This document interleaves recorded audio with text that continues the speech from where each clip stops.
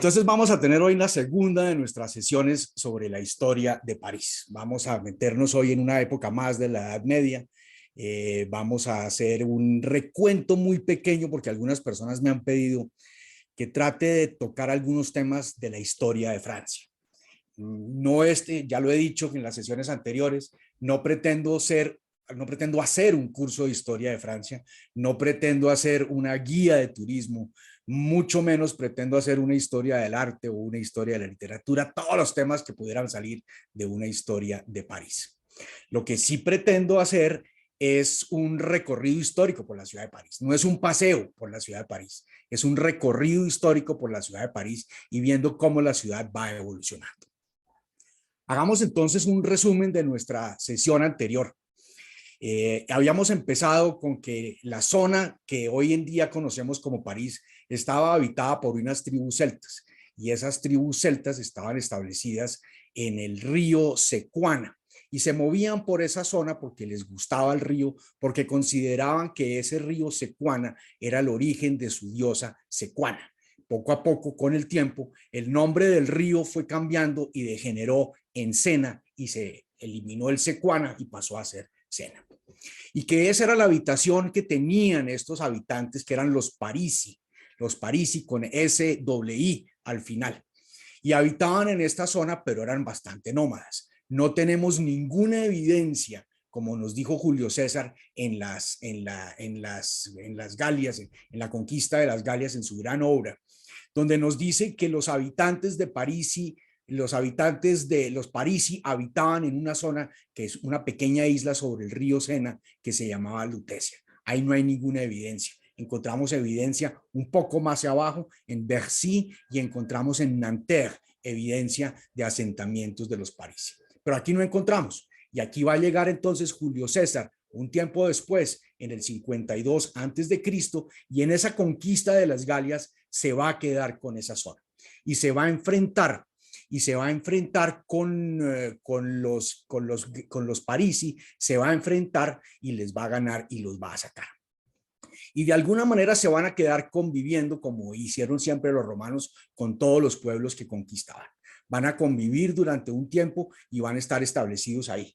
Y se van a establecer en una ciudad que vamos a ver que se empieza a conformar no en el centro de la ciudad. La ciudad de París tiene 3 ejes. Hoy vamos a desarrollar esos 3 como los que van a quedar armados para el resto de nuestra historia de París. Y esos 3 ejes entonces son aquellos ejes que son los que quedan integrados en la parte de arriba del río, la Rive Droite, la parte del centro, la isla de la Cité y la isla San Luis hoy en día, y la parte de abajo que es el Rive Gauche. Y entonces en esa parte del Rive Gauche es donde se van a establecer los romanos y van a ser una ciudad característica de los romanos, con todas las características propias de los romanos, cuadriculada, con un Cardus Maximus, con un Decumanus, y de esa manera se trazaban unos ejes y vamos a tener un foro, un templo, unas arenas, unos baños, termas, vamos a tener acueducto y vamos a tener murallas, todas las características propias de una comunidad, de una ciudad romana. De eso desafortunadamente no queda mucho. Queda una evidencia de unos baños en Cluny y queda la evidencia de las arenas de Lutecia. Las arenas de Lutecia en la Rue Monge van a quedar esos 2 elementos. De resto no hay mucho más de las evidencias de los romanos. Y vimos también cómo el río Sena no era como lo imaginábamos. El río Sena tenía un brazo hacia arriba, un brazo que era un brazo mucho más alto, mucho más difícil de manejar, que con el tiempo se ha venido secando y que con el tiempo adicionalmente cambió su curso, porque los ríos cambian su curso con el paso del tiempo. Y había unas islas también, y esas islas fueron integrándose o a otra isla o también se integraron como parte del continente. Y vimos también entonces cómo esas personas que comerciaban en el agua, esos eran los mercaderes del agua, eran los que tenían la mayor importancia dentro de la ciudad. Y ahora empiezan a tener un poder político, y ese poder político lo vamos a ver trascender a lo largo de toda la historia de París. Primero van a ser los comerciantes del agua, los nautas, después van a ser los comerciantes del agua y después van a ser los comerciantes, los que tengan un dominio sobre la ciudad de París, un dominio político sobre la ciudad de París. Y entonces eso, en la medida en que se desarrolla políticamente, vamos a tener el desarrollo de ese barco y de ese símbolo y de ese lema de la ciudad de París, el Fluctuat nec mergitur. Vamos a hundirnos, vamos a tambalear, pero no nos vamos a hundir. Y eso describe muy bien la historia de París, porque es una historia de subir, bajar, de mecerse, de caer, de volver a subir, pero nunca hundirse. Eso lo describe perfectamente bien lo que es la ciudad de París. Los romanos empiezan a habitar no solamente en esa zona, sino en toda la zona donde están todo el imperio romano, y empiezan a enfrentar, vamos a tener dos grandes invasiones, que son la invasión primero de la religión cristiana y segundo las invasiones de los bárbaros. Y la primera invasión que vamos a tener aquí es la de esa religión cristiana, y dijimos que es uno de los mejores ejemplos de mercadeo de un producto, como la manera en que la iglesia cristiana hizo su mercadeo. Y aquí envían a París al obispo Saint-Denis, y ese obispo Saint-Denis es el que se va a encargar de enseñar la religión y de convertir a los pobladores a la religión cristiana. Y lo va a hacer con tanto éxito que termina asustando a los pobladores, asusta a los romanos y lo van a decapitar. Y Saint-Denis, en el momento de ser decapitado, toma su cabeza, sigue predicando y va a caminar desde la zona donde lo decapitaron, que es en la zona, para algunos es el origen del nombre, la montaña del mártir, el Mont Martyr, que termina en el nombre Montmartre. Y de ahí va a caminar hacia arriba, hasta donde va a llegar a un pequeño paraje donde va a morir finalmente después de 6 kilómetros de caminar, que es donde se hizo después la gran, famosa y hermosísima Catedral de Saint-Denis, Basílica, esa sí es Basílica, Basílica de Saint-Denis. Y tenemos otra patrona de la ciudad, que es Genoveva, que es la que se va a enfrentar a los hunos, a Atila y a los hunos, y les va a hacer cambiar el curso para que sigan hacia Orleans y no se detengan en París. Y esta misma Genoveva es la que se va a encargar de hacer que la transición entre romanos que van saliendo con la caída del Imperio Romano y francos que van llegando al ver las oportunidades de quedarse con esos territorios, sea algo pacífico para la ciudad de París, sea algo importante para la ciudad de París, y que los francos hagan de esta ciudad su primera capital. Y es por eso que los dos patronos de la ciudad son Santa Genoveva, Saint Geneviève, y Saint-Denis, San Dionisio. Son los dos patronos que tiene la ciudad de París. Vimos también cómo llegan entonces esos francos. Vamos a repetir hoy porque tengo muchas preguntas que me hicieron sobre los francos, cómo fue la llegada de los francos, cómo fue la entrada a la ciudad de los francos y por qué se convirtieron, toda esa serie de cosas, por qué vienen desde Tournai, si Tournai era Bélgica, en fin, toda esa serie de cosas vamos a desarrollarlas entonces en ese momento. Entonces empecemos. Vamos a tener entonces, a ver si pongo esto acá a funcionar. Perfecto. Entonces, hoy vamos a ver entonces primero, como les dije, no es un curso de historia de Francia, pero la historia de Francia se da en París. La historia de Francia se realiza en la ciudad de París. El año pasado hicimos el curso de la historia de Nueva York. La historia de Estados Unidos no se da en Nueva York, pero la historia de Francia sí se da en París. Entonces, lo que voy a hacer hoy es un pequeño diccionario, un pequeño resumen de una línea de tiempo de la historia de Francia, porque esos son los episodios que nos vamos a tener que remontar para entender la historia de París. Y vamos a hacer un diccionario también porque vamos a hablar muchas veces si primer imperio, segundo imperio, primera república, quinta república, tercera república. Vamos a ir para atrás y para adelante con toda esa serie de cosas. Entonces vamos a ubicarlas hoy en una línea de tiempo y les dejo esto para que queden ustedes dónde referirse cuando empecemos a tocar todos estos temas. Entonces esa línea de tiempo de la historia de Francia será el primer tema que veremos hoy. Después entonces vamos a ver la llegada de esos francos y los merovingios, cuál es la diferencia entre los francos y los merovingios. Después vamos a ver la siguiente dinastía que llega después de los merovingios, los carolingios. Después vamos a ver los robertinos, cómo van llegando y cómo tienen que enfrentarse entre carolingios y robertinos a los vikingos, y finalmente el establecimiento de los capetos. Preguntas que tuve durante la semana, como les he dicho en temas de metodología, soy muy malo para contestar preguntas al aire, en vivo. Me gusta más cuando me las mandan por correo o me las hacen por acá y después puedo verlas con toda tranquilidad. La primera pregunta que tuve era sobre el acueducto, que yo mencioné que había todos los elementos característicos de las ciudades de los romanos, y una era el acueducto. ¿Y por qué no hay un acueducto? Me decían, como lo hay en Segovia. Realmente sí lo hay, y aquí les estoy mostrando una foto. Esto es un poco al sur de París. Este es el acueducto de Arcueil. Y ese acueducto de Arcueil, realmente lo que sobrevive más son las modificaciones que doña María de Medici le hizo casi 1000 años más adelante, le hizo a este acueducto original de los romanos, que venía desde el sur de París y que querían llegar hasta donde eran los baños romanos, que recordemos era en la Rue Soufflot, donde está la mitad entre los jardines de Luxemburgo y el Panteón. Allá llegaba ese acueducto. Y doña María de Medici, como se va a instalar en los jardines de Luxemburgo, en el Palacio de Luxemburgo, pues ella dice, aquí tengo mi propio acueducto. Entonces estas modificaciones que hay hoy en día son más de ese acueducto de doña María de Medici, como lo vamos a ver más adelante cuando haga su gran palacio como reina, como esposa de Enrique, el gran Enrique IV. Y la siguiente pregunta era sobre Saint Geneviève, que el culto a Saint Geneviève, es decir, uno oye mucho Saint Denis en París, pero oye muy poco Saint Geneviève, y es cierto. La montaña Saint Geneviève, casi nadie sabe que eso es una montaña Saint Geneviève, donde está el Panteón arriba, donde está la iglesia de Saint-Étienne-du-Mont, donde empieza a desprenderse de ahí la Rue Mouffetard, la Place de la Contrescarpe, toda esa serie de cosas. Eso es una montaña arriba, que es la montaña de Saint Geneviève.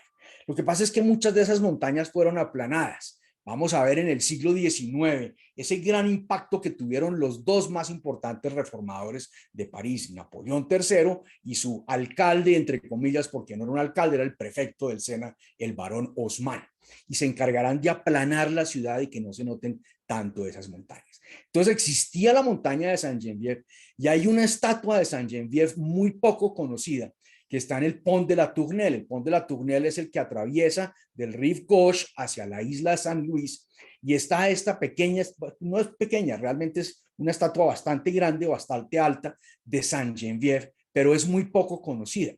Es más conocido el autor de la estatua, de la escultura, que es Paul Landowski, que tiene otra muy famosa escultura, que esa sí es la famosa, que entonces aprovecho y la menciono acá, que es el Cristo Redentor, que está en Río de Janeiro. Esa es la misma escultura, pero esta escultura que está, la de Saint Geneviève, es muy poco conocida y es realmente hermosa. Y si uno la ve, es casi el mismo cuerpo del Cristo Redentor, sin los brazos que tiene el Cristo Redentor en el Corcovado en Río de Janeiro. Entonces esas eran las preguntas que hacía, y entonces ahora nos vamos a meter con este tema, que lo que espero más que enredarles la vida es facilitarles la vida, porque vamos a mencionar una serie de cosas acá. Y me pidieron que hiciera algo parecido a lo que hacemos con la historia de Inglaterra, que yo siempre inicio cada curso de la historia de Inglaterra con una línea de tiempo. Y una línea de tiempo que en el caso de la historia de Inglaterra es una historia de Inglaterra que tiene que ver, que tiene solamente una diapositiva. Aquí lo que me lleva a pensar es que la historia de Francia es mucho más compleja, no necesariamente más rica, ni más grande, ni más importante, sino mucho más compleja. Y aquí la desarrollamos en 2 diapositivas. Y esa línea de tiempo de la historia de Inglaterra, yo la divido en el año 1066. Y digo el 1066, la invasión de los normandos, es lo que me va a dividir el Nuevo Testamento del Antiguo Testamento. 1066 me divide antes, invasión de los normandos, después de la invasión de los normandos. Y aquí el episodio que voy a tomar para dividir es naturalmente la Revolución Francesa en 1789. Eso es, digamos, como lo que marca la gran diferencia en la historia de Francia en esos 2 capítulos, antes de la Revolución y después de la Revolución. Entonces empecemos con este recuento y este pequeño diccionario de temas que vamos a ver acá. Es muy sencillo, es una historia de Francia contada en 5 minutos, y de aquí vamos a desarrollar los temas que tienen que ver con la ciudad de París. Vamos a hacerle referencia a los otros temas, les daré material de lectura, les ayudaré con otra serie de cosas, y naturalmente pues encantado de poder hablar de la historia de Francia, que es absolutamente fascinante. Entonces lo primero que vimos era nuestra llegada de los Parisi y los celtas, que estaban establecidos antes del 52 antes de Cristo. Y después llega Julio César en el año 52 antes de Cristo, y en la batalla de Alesia, en la 52 antes de Cristo, es cuando se queda con esa zona. Y los romanos van a estar establecidos en esa zona y en la Galia, años más, años menos, hasta el año 486 en la batalla de Soissons. Y en esa batalla es cuando los romanos se van y llegan los francos. Los francos aprovechan el desorden que hay de la caída del Imperio Romano. Los francos están desunidos, los francos se unen y atacan bajo el liderazgo de Clodoveo y se van a instalar, Clovis, y se van a instalar en París como su capital en el 486. Pero estos inicia entonces porque el abuelo de Clodoveo era Merové y por eso se le da ese nombre, la dinastía de los merovingios. Inicia la dinastía de los merovingios y esos merovingios se van a quedar en el poder, pero son bastante malitos para gobernar, son bastante flojos, entonces dejan el control de su gobierno a unos mayordomos que poco a poco le van quitando el poder y esos mayordomos quedándose con el reino y es la dinastía de los carolingios, que viene Carlos Martel, Pipino el Breve y el gran Carlomagno. Y eso es más o menos en ese periodo entre 732, cerca de esos años, es cuando Carlos Martel realmente va a ser el gran defensor de la estructura societaria que hay en ese momento. Porque lo que había en ese momento era una sociedad conformada por los antiguos romanos que se habían quedado, más los francos, más los celtas que había ahí. Pero vamos a tener la tercera de las invasiones. Habíamos hablado de una invasión de los cristianos, otra invasión de los romanos, y aquí vamos a tener la tercera de las invasiones, que es la de los musulmanes, que van a llegar en el 732. Van a llegar de muchos años, pero en el 732 concretamente se da la batalla de Tours, o la batalla de Poitiers, y en esa batalla es cuando Carlos Martel, el mayordomo de palacio, porque el rey estaba por otros lados, saca corriendo a los musulmanes y van a aprovechar esa situación para quedarse ellos y mostrarle a los nobles franceses, a los nobles de los francos, perdón, que son varios valederos para ser los reyes y quedarse con la corona. Los reyes eran en Francia elegidos por los nobles en ese momento. Entonces se hacen elegir los carolingios y los carolingios se van a quedar e iniciamos entonces en el 732 una nueva dinastía de los carolingios. Los merovingios pecaron porque no fueron capaces de gobernar y dejaron encargados a los mayordomos. Los carolingios van a hacer lo mismo, sobre todo después de Carlomagno, en el año 843, se van a desentender del tema y van a dejar París al mando de un conde de París. Un conde y un obispo. Esa alianza entre conde, poder ejecutivo y obispo, el poder de la iglesia, el poder espiritual, va a ser fundamental en la historia de París y lo vamos a ver siempre.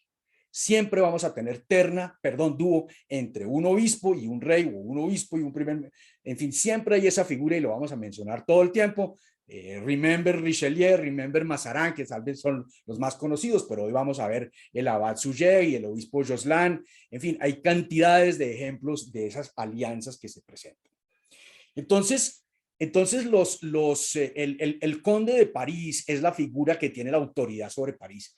Y entonces cuando viene la cuarta de esas invasiones, la primera, los cristianos, la segunda, los romanos, la tercera, los musulmanes, derrotados y sacados, les pusieron fin a las pretensiones de los musulmanes en ese territorio y vamos a tener la cuarta de las invasiones, que es la invasión de los vikingos. Y los vikingos, como lo vamos a ver hoy, van a asolear a París, le van a dar por todos lados, hasta que finalmente, como no hay rey, porque los reyes carolingios se instalan fuera de París, no hacen de París su capital. Carlomagno hace de la capital de su imperio la ciudad de Aachen, la ciudad de Aix-en-Chapelle.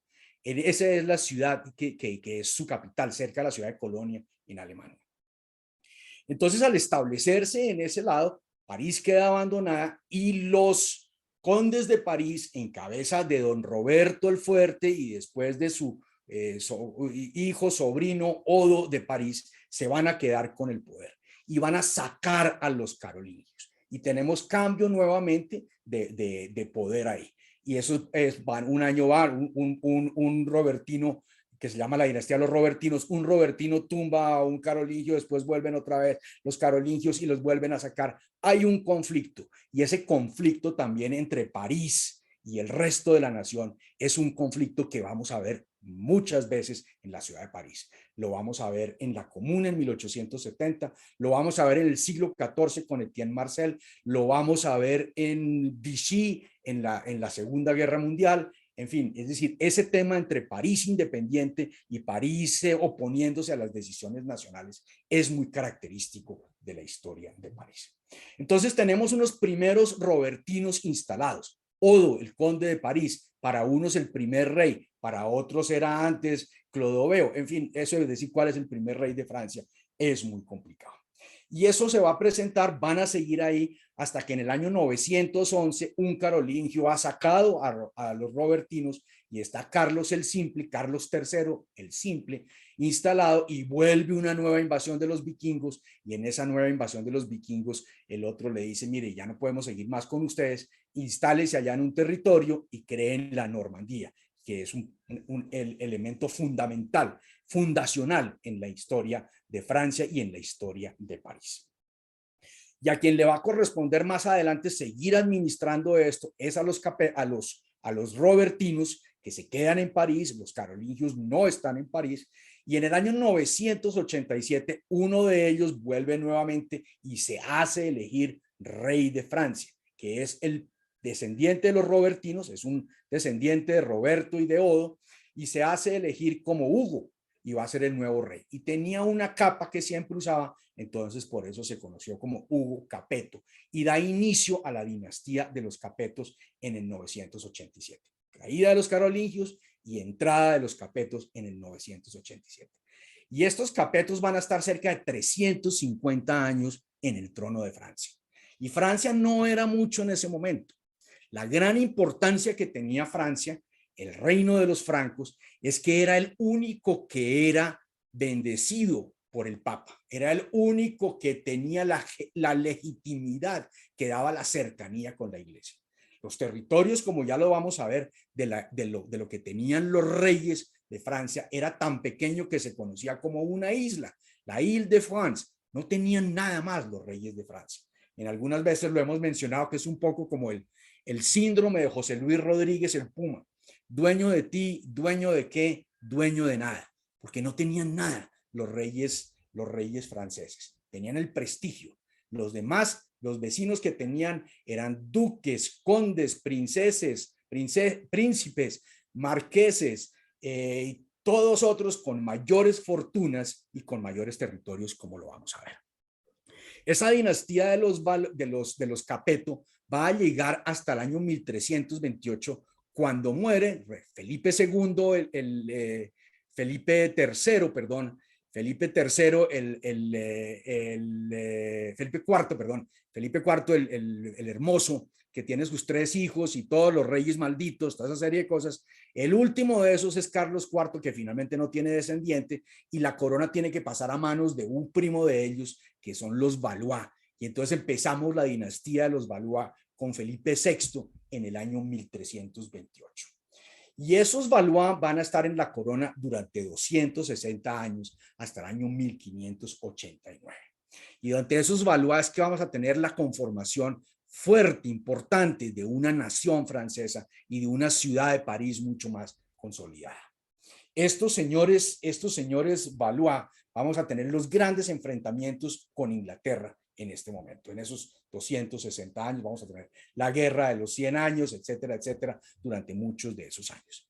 En el año 1589, el último, vamos a suceder exactamente, la historia de Francia se repite. La salida de los merovingios es igual a la salida de los carolingios, es igual a la salida de los Capetos, es decir, siempre se va repitiendo. Y aquí la salida de la muerte de Enrique III es igual a la muerte de Carlos IV.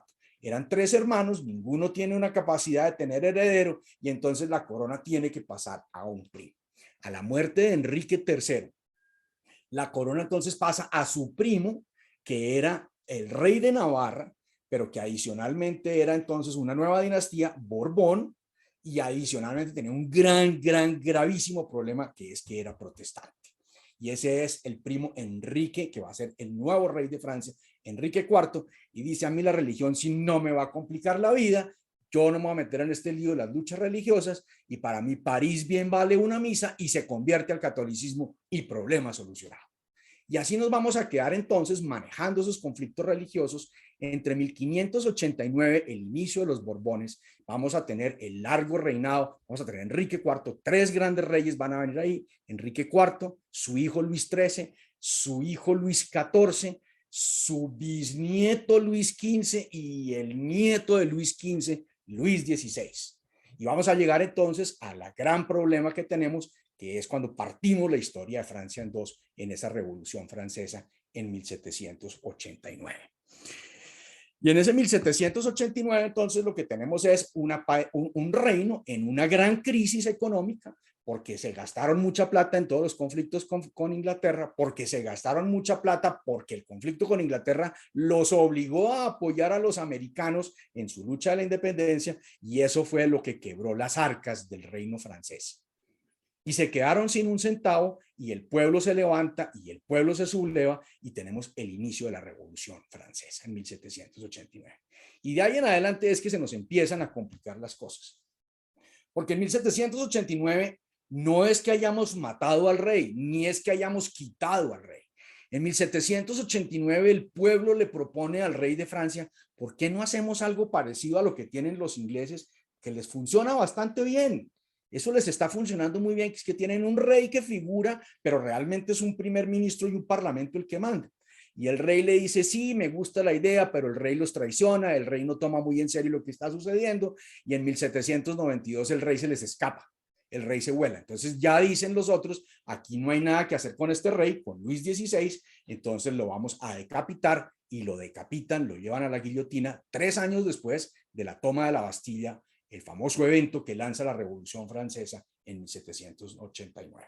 Entonces, en 1792 le cortamos la cabeza al rey y a su señora, y vamos a instalar la Primera República. Y vamos a tener los 12 años más complicados de la historia de Francia. Entender los 12 años es una gran tarea. Durante esos 12 años, tenemos aquí una estrellita que nos llama hacia abajo, vamos a tener una Primera República, una Convención Nacional, un régimen del terror, la reacción termidoriana, vamos a tener un directorio, vamos a ver el surgimiento de Napoleón como un cónsul, después como un cónsul vitalicio, en fin, aquí va a suceder absolutamente todo en esa Primera República. Es el gran desorden y nadie sabe qué está sucediendo. Muchos de estos eventos, el 90% de estos eventos suceden en París, y cuando lleguemos a la época de la Revolución Francesa veremos cómo se desarrollan y cómo afecta a la ciudad de París. Y en 1804, entonces, un militar que le había ido muy bien en todos los primeros experimentos que había tenido, dice, yo creo que es mejor que volvamos como estábamos antes, pero a mí la monarquía no me gusta, me parece muy poco, muy floja, muy débil, yo lo que quiero ser es el emperador. Y se autocorona emperador de los franceses, y vamos a tener el periodo que llamamos como el primer imperio, entre 1804 y 1814 y 1815, según la lectura que la queramos dar. Durante esos 11 años, 10 años, 11 años, Napoleón se dedica a cambiar muchas cosas de París. Napoleón va a ser fundamental en la historia de París. Napoleón I va a ser fundamental porque es el que va a cambiar el eje de París. París en ese momento miraba más hacia el oriente de la ciudad. Ese triángulo que era Bastilla, Nación, República, ese triángulo va a cambiar, y Napoleón dice la ciudad de girar hacia el otro lado, hacia el occidente. Y con la mandada a construir del Arco del Triunfo, después de la batalla de Austerlitz, es que hace el gran cambio en la historia de París y hace que la ciudad mueva para el otro lado. Ya será su sobrino Napoleón III el que se encargue de desarrollar la mayor parte de estas obras. Pero durante esos 11 años, Napoleón hace grandes cambios importantes para la ciudad de París, pero sobre todo grandes cambios para la historia de Francia, y ni hablar de la historia de Europa. Eso nos va a durar hasta el 14, cuando el 14 finalmente pierde Napoleón, lo mandan a la isla de Elba y tenemos la restauración de los Borbones. Tenemos a Luis XVI que decapitamos, su hijo Luis XVII que nunca apareció, murió, entonces pero nunca fue coronado, pero se le respetó el nombre de Luis XVII, y aparece el hermano de Luis XVI y lo vamos a restaurar como Luis XVIII en 1814. Pero Napoleón se vuela de la isla de Elba, se escapa de la isla de Elba y se va a ir y se va a enfrentar en lo que se llama el periodo de los 100 días, y dice, yo quiero acabar con todos, especialmente con los ingleses. Se sube y en la famosa batalla de Waterloo, en la famosa lucha contra los prusianos y contra los ingleses, es derrotado y finalmente lo mandan a la isla de Santa Elena, y ahora sí vamos a tener la restauración borbónica de verdad. Restauración borbónica, que la llamamos el periodo que va entre 1814 y 1815 hasta 1830. Durante eso vamos a tener a los dos hermanos de Luis XVI, a Luis XVIII y su último hermano, Carlos X. Luis XVIII quiere entender un poco lo que está sucediendo y tiene un perfil un poco como de preservar los logros de la Revolución Francesa. Cuando muere Luis XVIII y sube Carlos X dice: aquí sí no, esto yo sí quiero volver como éramos antes de 1789. Yo quiero ser esto como cuando era mi tatarabuelo Luis XIV. Y reversa todo. Y naturalmente eso lleva a la segunda de las revoluciones francesas, que es la Revolución de Julio, la Revolución de 1830. Si ustedes ven en la Plaza de la Bastilla hay un gran monumento. Entonces todos creemos que como es la Bastilla y que como es un monumento a la Revolución, es la Revolución de 1789. Y realmente no, es la Revolución de 1830. La Revolución de los gloriosos. Ya no me acuerdo si son 3 o 4 gloriosos, los 3 gloriosos creo que son. Los 3 gloriosos días de julio, la Revolución de Julio de 1830, donde en ese momento hubiera podido suceder cualquier cosa hubiera podido suceder. Hubiéramos podido tener una nueva república, un nuevo imperio, cualquier cosa. Se le ofrece la presidencia de la república al gran héroe de la Revolución Francesa y de la Revolución Americana, el Marqués de Lafayette, y Lafayette dice: yo muchas gracias, no estoy interesado, yo creo que lo mejor es que sigamos con la monarquía, pero como no hay más Borbones, vamos a traer a un Borbón, a un primo de los Borbones, que era Luis Felipe. Y vamos a traer a Luis Felipe y vamos a seguir con la monarquía. Entre 1830 y 1848 vamos a tener a uno de los reyes más fascinantes en la historia de Francia y menos conocido en la historia de Francia, que era el rey Luis Felipe. Ese es un rey Orleans, ese ya no es un Borbón, porque eso ya es otra dinastía. Es el único de los reyes de la familia Orleans, primo de los Borbones, pero ya no había más Borbones a donde recurrir.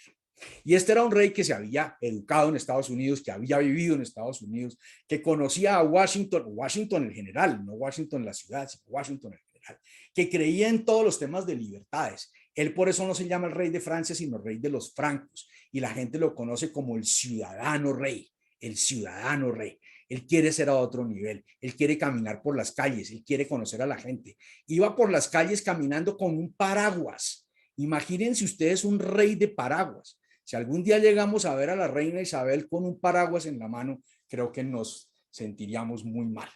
El paraguas es el elemento de defensa propio de las clases medias, no es del propio de la monarquía. Y finalmente termina siendo un desastre el amigo Luis Felipe, porque el pueblo no lo entendió, porque el pueblo decía: si lo que queremos es un monarca, tengamos un monarca de verdad, pero no un señor de paraguas que esté andando por las calles de París. Y eso termina entonces en la Revolución de 1848. Vamos en 3 revoluciones: la Revolución de 1789, la del 30, y ahora vamos a la tercera Revolución Francesa de 1848, cuando salimos de la monarquía y vamos a crear una segunda república. Tenemos nuestra segunda república. ¿Y qué vamos a hacer en esta segunda república? Adolphe Thiers, que era el hombre que manejaba todo el gobierno de Luis Felipe, cuando Luis Felipe era el rey, entonces dice: yo quiero lanzarme a la presidencia, pero pues naturalmente no era la persona más favorecida para hacerlo. Thiers se encarga de conseguir a un sobrino de Napoleón que le parecía que era una persona que podía manejar y manipular, y lo va a lanzar para ser candidato a la presidencia de la República, porque vamos a crear la segunda república en este momento. Entonces se van a traer a un sobrino de Napoleón que se llama Luis Napoleón Bonaparte. No confundir con Napoleón Luis, su hermano, que murió unos años anteriores. Eran Luis Napoleón y Napoleón Luis, los dos hermanos. Este es Luis Napoleón Bonaparte. Entonces lo van a elegir mayoritariamente presidente de la República, y es el primer presidente de la República Francesa en 1848. Y en 1852 a Napoleón como que le estaba gustando este tema. La Constitución no le permite reelegirse y él llama a los franceses y les dice: miren, yo quiero seguir en esto, la Constitución no me lo permite, pero si todos salimos a votar, acabemos esta segunda república y vamos a crear un segundo imperio. Yo quiero que Francia tenga la gloria que le dio mi tío Napoleón, la gloire de la Francia. Y entonces gana las elecciones para acabar la república. Es muy curioso, unas elecciones para acabar las elecciones. Eso es muy curioso de entender. Y en 1852, Napoleón entonces es el nuevo emperador de los franceses, en lo que llamamos el periodo del segundo imperio del nuevo emperador Napoleón III. Hubo Napoleón II, que es el hijo de Napoleón, el aguilucho, pero que murió muy joven, pero sin embargo Napoleón III quiso preservarle el título de Napoleón II y por eso él tiene el título de Napoleón III. Y Napoleón III entonces va a estar en el gobierno, en el imperio, emperador, entre 1852 y 1870. Los franceses quieren más a Napoleón I que a Napoleón III. Eso empieza a cambiar un poco ahora. Pero cuando uno ve París, el gran reformador, el hombre que entendió la ciudad de París y que quería hacer una ciudad grande, fue Napoleón III. Napoleón vivió siempre en Londres y él quería llegar a tener parques en la ciudad de Londres, en la ciudad de París. París no tenía parques, París no tenía zonas verdes y él quería volver y por eso va creando un Bois de Boulogne para los ricos y vamos a crear el Bois de Vincennes del otro lado de la ciudad para los pobres. No ese conflicto que estaban teniendo en Nueva York, que iban a tener en Nueva York con la creación del Central Park, que era para que ricos y pobres estuvieran al mismo lado. No, era un poco como lo que tenían en Londres, que tenían unas divisiones entre los parques también. Y es el gran reformador de París. Napoleón y su prefecto del Sena, el barón Haussmann, son los que le van a dar los grandes cambios a la ciudad de París. Y Napoleón III va a ser emperador hasta 1870, cuando Bismarck, el alemán, el que está unificando a Alemania, lo hace enredar tontamente en una pelea. Napoleón le declara la guerra a los prusianos y los prusianos atacan París, se toman París. Napoleón sale corriendo para Inglaterra, donde va a morir más adelante, y aquí se acaba el segundo imperio y entonces volvemos otra vez al desorden y va a haber una tercera república. Ese periodo de 1870 que empezamos con esa guerra franco-prusiana que se da en 1870, que termina con una rendición de los franceses, pero París dice, nosotros no nos rendimos. Fluctuat nec mergitur, nosotros no nos vamos a rendir. Y termina entonces en la Comuna de París, que París dice, yo me independizo y yo no me resisto, yo no tengo por qué hacerlo. Lo mismo que va a hacer el general de Gaulle más adelante, lo mismo que hizo Santa Genoveva. Es decir, esto es un tema recurrente en la historia de París. Por eso a París nunca le dieron autonomía como ciudad, porque era demasiado fuerte. Solamente hasta el año 77, 1977, Jacques Chirac será el primer alcalde de la ciudad de París. Entonces vamos a crear la tercera república con Adolphe Thiers, que había querido ser el primero de la anterior vez. Entonces ahora sí, finalmente vamos a tener a la tercera república con Adolphe Thiers como presidente. Y es una tercera república donde el hombre fuerte no es el presidente de la república, sino es el primer ministro. Y con eso nos vamos a ir las grandes épocas, toda esta época que estamos iniciando ahora, la Belle Époque, entre 1870 y la Primera Guerra Mundial, después de todo el tema del resurgimiento, después de la Primera Guerra Mundial, y vamos a llegar hasta 1940, cuando se acaba la Tercera República. Francia se divide en una Francia ocupada, dedicada a la resistencia, y una Francia colaboracionista. La Francia de Pétain colaborando con Hitler, los colaboracionistas, que es la República de Vichy, y la otra que es la que De Gaulle está enfrentando. Y entonces eso vamos a llamar la época de la Francia de Vichy, en 1940 hasta el 44 que acaba la guerra, 44, 45, 46, cuando París es liberado, De Gaulle vuelve y se va a crear una cuarta república, que es la que va a llegar hasta el año 58. Y esa cuarta república era una copia de la tercera república, donde el hombre fuerte es el primer ministro y el presidente es una figura decorativa. Lo que habían querido hacer con los reyes antes en esa monarquía constitucional, pero que Luis XVI dijo, no señor, esto no es para mí, o soy rey o no soy rey. Y ese tema va a llegar de la Cuarta República hasta el año 58, en que por unos desórdenes diferentes a los que vendrán después en la Revolución Francesa del 68, durante esos años hay una debilidad de poder. ¿Y quién puede salvar la situación? De Gaulle. Y llaman a De Gaulle y De Gaulle dicen, si ustedes quieren que yo les administre esto, si ustedes quieren que yo les vuelva a salvar este país, cambiemos la constitución para que el hombre fuerte sea el presidente de la república y no el primer ministro. Si ustedes recuerdan, digamos, en épocas de la Primera Guerra Mundial, el hombre fuerte, el que se va a reunir con Wilson, es el primer ministro, Clemenceau, no es el presidente de Francia. El presidente es una figura más decorativa, pero De Gaulle no está para figuras decorativas. De Gaulle dice, si cambiamos la constitución y hay una quinta república, entonces yo sí le jalo.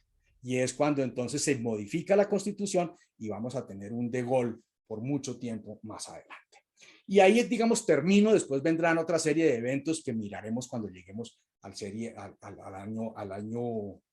siglo XXI. Pero esto es la historia de Francia contada en 15 minutos. En 15 minutos. Porque vamos a tener que recurrir a todos estos episodios. Todos estos episodios marcan la historia de París. Todos estos episodios, o la mayoría de estos, se desarrollan y tienen unas consecuencias importantísimas sobre la ciudad de París, tanto en su forma física como en su planteamiento político, como en su estructura social. Y eso es lo que vamos a ver. Y aquí nos queda entonces el diccionario. Cuando sabemos qué es Tercera República, qué es Cuarta República, qué es Segundo Imperio, ya sabemos. Son 2 imperios y cinco repúblicas que están aquí en esta línea de tiempo.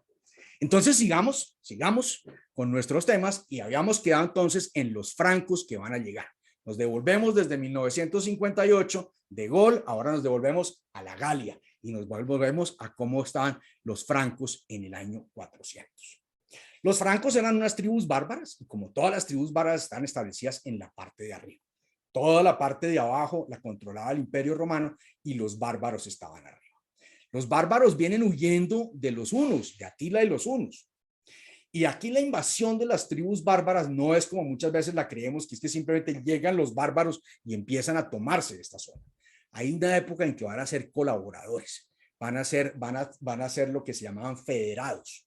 Es decir, estamos juntos frente al mismo enemigo que tenemos, que es Don Atila. Entonces vamos a unirnos acá. Entonces estos francos se establecen y había 2 líneas de francos, los francos salios, de donde vienen las famosas leyes sálicas que miraremos en su momento, y los francos ripuarios. Los francos salios están establecidos mucho más hacia la costa, en los Países Bajos y hacia Bélgica, y tienen su sede en la ciudad de Tournai, lo que hoy es territorio belga. Y los francos ripuarios estaban sobre el Rin, un poco más adentro, en territorio de lo que es hoy Alemania. Entonces, ese primer mito de los francos no vienen de Francia. Es como los escoceses. Los escoceses no vienen, los escotos no vienen de Escocia, los escotos vienen de Irlanda. Los francos vienen de Bélgica y de Alemania y tenían su sede importante en la ciudad de Tournai, donde nace Clovis. Y con esto contesto una pregunta que me hicieron también, que ¿por qué Clovis nace en Bélgica? Porque Bélgica no existía. Bélgica es uno de los países más nuevos de Europa. Bélgica se conforma después de las guerras napoleónicas, cuando tienen que crear algo en la mitad para defender a los holandeses de eventuales ataques de los franceses. Y por eso van a crear Bélgica ahí en esa zona. Pero esta era una zona que era la zona de los francos. Entonces los francos están ahí conviviendo con el Imperio Romano hasta que vienen los desórdenes del Imperio Romano. Y entonces, pues en ese momento aprovechan, y es en el año 481 donde se van a unificar. Esos francos se van a unificar en cabeza de Clodoveo. Y vamos a tener entonces cómo era la Galia en ese momento. Perdón, pongo aquí mi señalador. Vamos a tener entonces aquí vamos a tener esta zona, la zona azul son los francos. Vamos a tener aquí está Tournai, que era su sede importante, Colonia, Maguncia. Vamos a tener estas ciudades que están acá. Esta parte que está aquí era en la parte entre los visigodos y el Estado romano, era la que están acá. Esto, la Armórica y la Bretaña, Armórica o Bretaña, más bien, que están acá.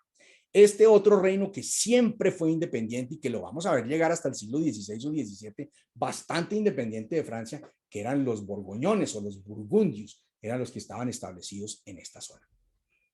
Entonces estos francos empiezan a unificarse y van a llegar en cabeza del tercero de ellos. Meroveo es el que está aquí arriba, que fue como el fundador, o Clodoveo le pone el nombre de Meroveo, o la historia le va a dar el nombre de Merovingio por el título del abuelo de Clodoveo, que era Meroveo. Y aquí les voy a enredar la vida, pero no se las voy a enredar mucho, les voy a dejar simplemente esta lista, Los reyes merovingios fueron famosos porque no hacían nada. Los conocen como los reyes que no hacían nada. Pero hay un profesor de Yale que tiene un curso muy bueno sobre la Edad Media en los cursos online de la Universidad de Yale y dice que es falso que los reyes merovingios no sirvieron para nada. Dice, uno tiene que tener esta lista porque cuando uno va a conseguir un gato, este es el mejor sitio para poder tener ideas, para tenerles nombres a los gatos. Entonces aquí por eso tenemos Meroveo, Childerico, Clodoveo. Y Clodoveo, que es el que se toma París, Clodoveo, que es fundamental porque es el que primero se convierte al cristianismo, el que hace que París sea su sede, el que empieza a dictaminar algunos elementos fundamentales de la iglesia. Y dice la iglesia tiene que participar en dos actividades principales, la caridad y la educación. Y eso de la educación va a ser fundamental para el desarrollo de la humanidad.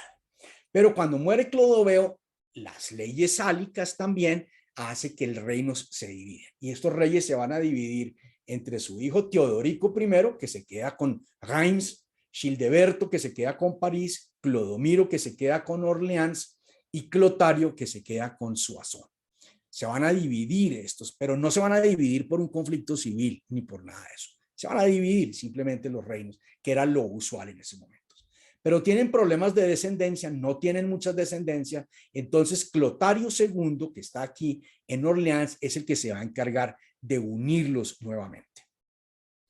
Entonces, aquí estaba primero la división de estos cuatro, la división de los cuatro hijos de Clodoveo, cómo se van a dividir. El reino de Orleans es este que está aquí blanco, el reino de París, este que está acá, Soissons es este que está aquí, y el reino de Reims, este que está por aquí arriba. Y aquí tenemos los otros que están abajo, Burgundia, etcétera, etcétera. Pero esto es la división que se va a dar. Clodoveo vuelve y los une. Y después, Clotario II es el que vuelve y los une. Y después su hijo Dagoberto es el último que realmente es un rey con funciones de rey.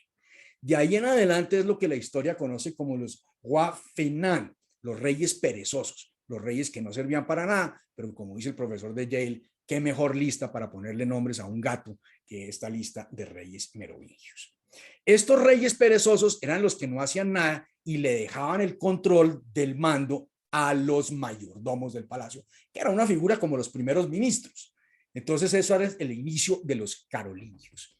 Entonces aquí tenemos los francos como quedan bajo Clotario II en la unión que se hace, que nos va a quedar todo esto como la Austrasia, es la parte que se empieza a consolidar a través de Clotario II, y aquí este título está mal puesto, o el color está mal puesto, más bien el color debería llegar hasta acá, porque esto es lo que va a ser el enfrentamiento después. Y el gran enfrentamiento entre Inglaterra, el territorio inglés de este lado, y el territorio francés, es quién se va a quedar con esto.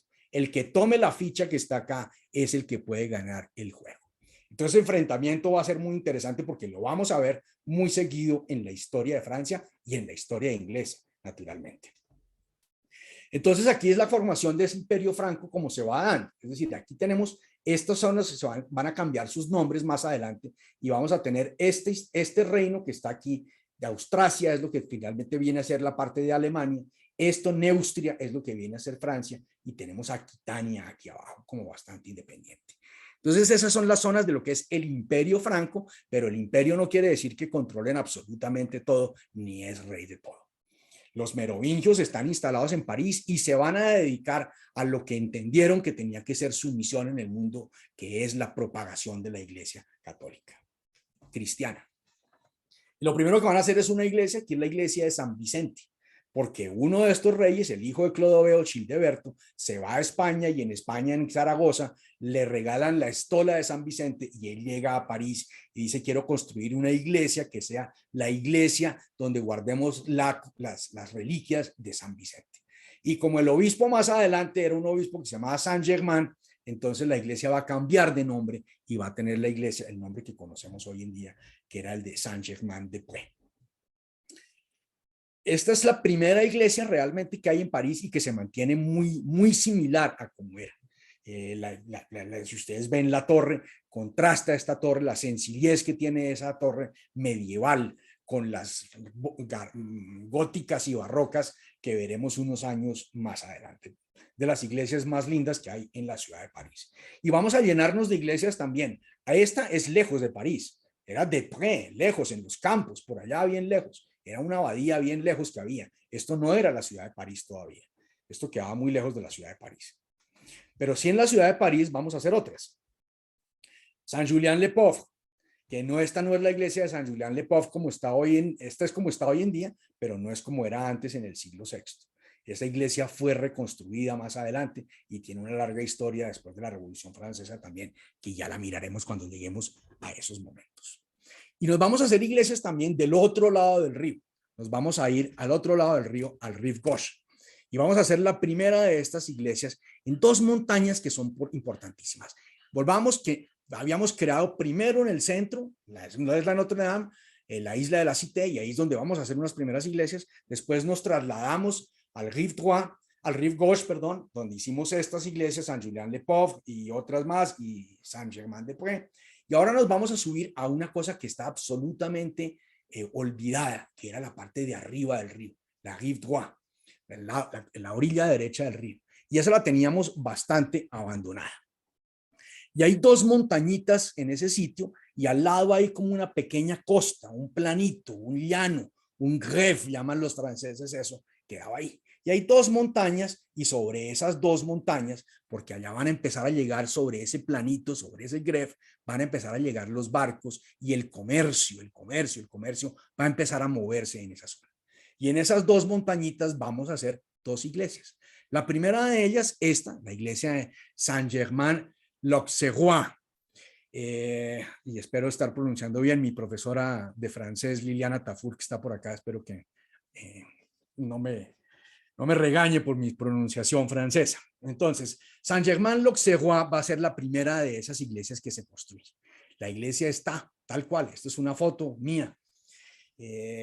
Famosa la iglesia es por su campanario, porque desde estas campanas en el año de 1870, en el año de 1572 o 74, se me olvidó, es la noche de San Bartolomé, que es cuando desde ahí sale Catalina de Medici y dan los campanazos para indicar que empieza la noche de San Bartolomé y van a matar a todos los protestantes que encuentren por la ciudad. Y los dan desde este campanario, porque es que esta iglesia está ubicada detrás del Museo del Louvre. Es decir, si ustedes ven el Museo del Louvre hoy en día, es este Museo del Louvre, y aquí está la iglesia de Saint-Germain-l'Auxerrois, aquí en este sitio. Es decir, si ustedes están dentro del palacio en el Museo del Louvre hoy en día, y por una de estas ventanas se ve la iglesia de Saint-Germain-l'Auxerrois. Y entonces va a ser fundamental porque vamos a marcar un eje en la ciudad nueva que estamos creando del otro lado del río, limitada por dos montañitas. La iglesia de Saint-Germain-l'Auxerrois es una iglesia que va a ser muy importante en la historia de París. Y Napoleón III va a querer tumbarla. Y va a querer tumbarla con Haussmann. Van a querer tumbarla porque ellos querían hacer esto. Aquí tenemos un París moderno y acuérdense que Napoleón III hace el Arco del Triunfo y creo que son 12 calles que llegan 12 avenidas que llegan en manera de estrella a la estrella, al Étoile, a donde está el Arco del Triunfo. Y lo mismo quería hacer aquí en la Place de la République. El París que querían hacer Haussmann y Napoleón III era muy simétrico, y ustedes ven, hay muchas cosas que son simétricas de un lado y del otro. Y quería hacer aquí exactamente lo mismo, con una gran avenida que llegara y que desde aquí se pudiera ver el Museo del Louvre, que en ese momento era un palacio del Louvre, se pudiera ver desde acá. Entonces, y era la casa de Napoleón III. Napoleón III vivía en el Palacio del Louvre. Entonces querían hacer esta avenida y tumbar la iglesia. Y nuevamente fue Víctor Hugo el que la salva. Igual que Víctor Hugo salvó la destrucción de las arenas de Lutecia, también va a lograr hacer un movimiento para salvar la iglesia de Saint-Germain-l'Auxerrois, que ahí sigue. Y si nos movemos un poco más por el río, hacia mano derecha, vamos a encontrar otra montañita, otro monceau, que vamos a hacer ahí otra iglesia, que es la iglesia de Saint-Gervais-Saint-Protais, San Gervasio, San Protasio. Vamos a hacer esa iglesia ahí. Es una iglesia hermosísima, muy poco conocida, famosa sobre todo porque muchos años después el gran organista de esta iglesia va a ser el gran compositor y el gran intérprete musical François Couperin. Entonces, aquí lo que teníamos era que teníamos un mercado para nuevos clientes de la iglesia. que eran todos esos comerciantes y marinos que estaban llegando a esa zona que estoy diciendo que había entre la mitad de estas dos montañitas y que estamos empezando a formar como el desarrollo de todo el comercio, que es lo que hoy conocemos como el Hotel de Ville. Aquí tenemos, digamos, sobre el París moderno, aquí tenemos la iglesia de San Gervasio, aquí la tenemos en este sitio, que es puro detrás de lo que hoy conocemos como el Hotel de Ville. El Hotel de Ville que está acá, sobre el río Sena. Pero eso es reciente, que es el Hotel de Ville. Eso en su momento, los tres sitios que estamos hablando, teníamos la iglesia de Saint-Germain, la iglesia de San Gervasio y la Place de Grève. La Place de Grève, que hoy en día es la plaza del Hotel de Ville. Grève, entonces, es un planito, un llanito, una costica muy pequeña, donde llegaban todos los barcos. Esta es una foto más medieval, mucho más. Este es como el siglo XI, XII. No logré encontrar una buena lámina de la Place de Grève como debía ser hacia alrededor del siglo V, que es lo que estamos hablando. Y si usted quería conseguir trabajo en París, pues iba a la Place de Grève porque allá llegaban los barcos, allá llegaba la mercancía, allá llegaba la gente a bajarse, allá había todas las oportunidades. El desarrollo de uno de los ejes más importantes de la ciudad de París se va a dar en esta Place de Grève. De hecho, aquí empiezan a armarse las primeras organizaciones sindicales que van a ser tan fundamentales en la historia política y en la historia de las ideas de París. Por eso conseguir trabajo se dice que está en busca de grève. Y si usted está en la huelga, la palabra huelga quiere decir grève. Faire la grève quiere decir vamos a hacer la huelga. Y esa es la palabra que se utiliza hoy en día y viene de aquí, de la Place de Grève, donde nace todo ese movimiento laboral, sindical, donde nace el desarrollo de unas ideas burguesas y proletarias, etcétera, etcétera, que desarrollarán otros más adelante. Entonces tenemos esa estructura donde empezamos a desarrollar y vamos a seguir construyendo lo más importante que hicieron los merovingios en su momento, que eran iglesias. Vamos a tener la iglesia de Saint Paul de Champs. Si ustedes ven en este mapa moderno, aquí tenemos la isla de San Luis. Si ustedes cruzan, llegamos aquí está la Place de Bosch. Toda esta zona es Le Marais y aquí tenemos esta pequeña villa, la Villa Saint Paul, y ahí teníamos una iglesia que era la iglesia de Saint Paul de Champs, de lo cual no queda nada, no queda solamente esto, que es como un pedazo de lo que era la iglesia antes. París es muy particular porque París hay que caminarla y entenderla. Ahí no hay ninguna placa, no hay nada que diga aquí quedaba la iglesia. A uno le deja muy sorprendido como no siempre el francés aprecia su pasado. Es decir, en Londres se encuentra una explicación de cada piedra de las murallas romanas y de cada vestigio que era romano. En París no hay absolutamente nada. Esta era una iglesia, la iglesia en el 30 de la Rue Saint-Paul, vamos a encontrar la iglesia de Saint Paul de Champs. Y vamos a irnos más lejos, vamos a irnos bien arriba, mucho más hacia arriba, a las extramuros. Todavía no tenemos un muro allá, todavía no tenemos un muro y no se me van a confundir con este plano de la ciudad, que tiene un muro que lo vamos a ver ahorita. Pero aquí lo que vamos a tener es la ciudad, digamos, como fue después de la primera muralla que la primera muralla la vimos que era la romana, la segunda la vamos a armar en un ratico aquí y la tercera la vamos a armar el final del día de hoy, que es esta muralla que tendrá como base el castillo del Louvre acá. Pero aquí era para mostrarles lo lejos que nos estamos yendo, que vamos a hacer esta abadía, la abadía de Saint-Martin de Champs. De Champs quiere decir todo lo que diga de Champs, de Pré quiere decir que eso, Faubourg, todo eso quiere decir que eso quedaba lejísimos, lejísimos, lejísimos. Va a quedar esta zona por acá, la abadía de San Martín de los Campos.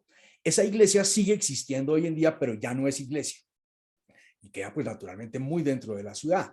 Esa iglesia hoy en día es el Museo de Artes y Oficios y Manualidades, Musée de Arts et Métiers.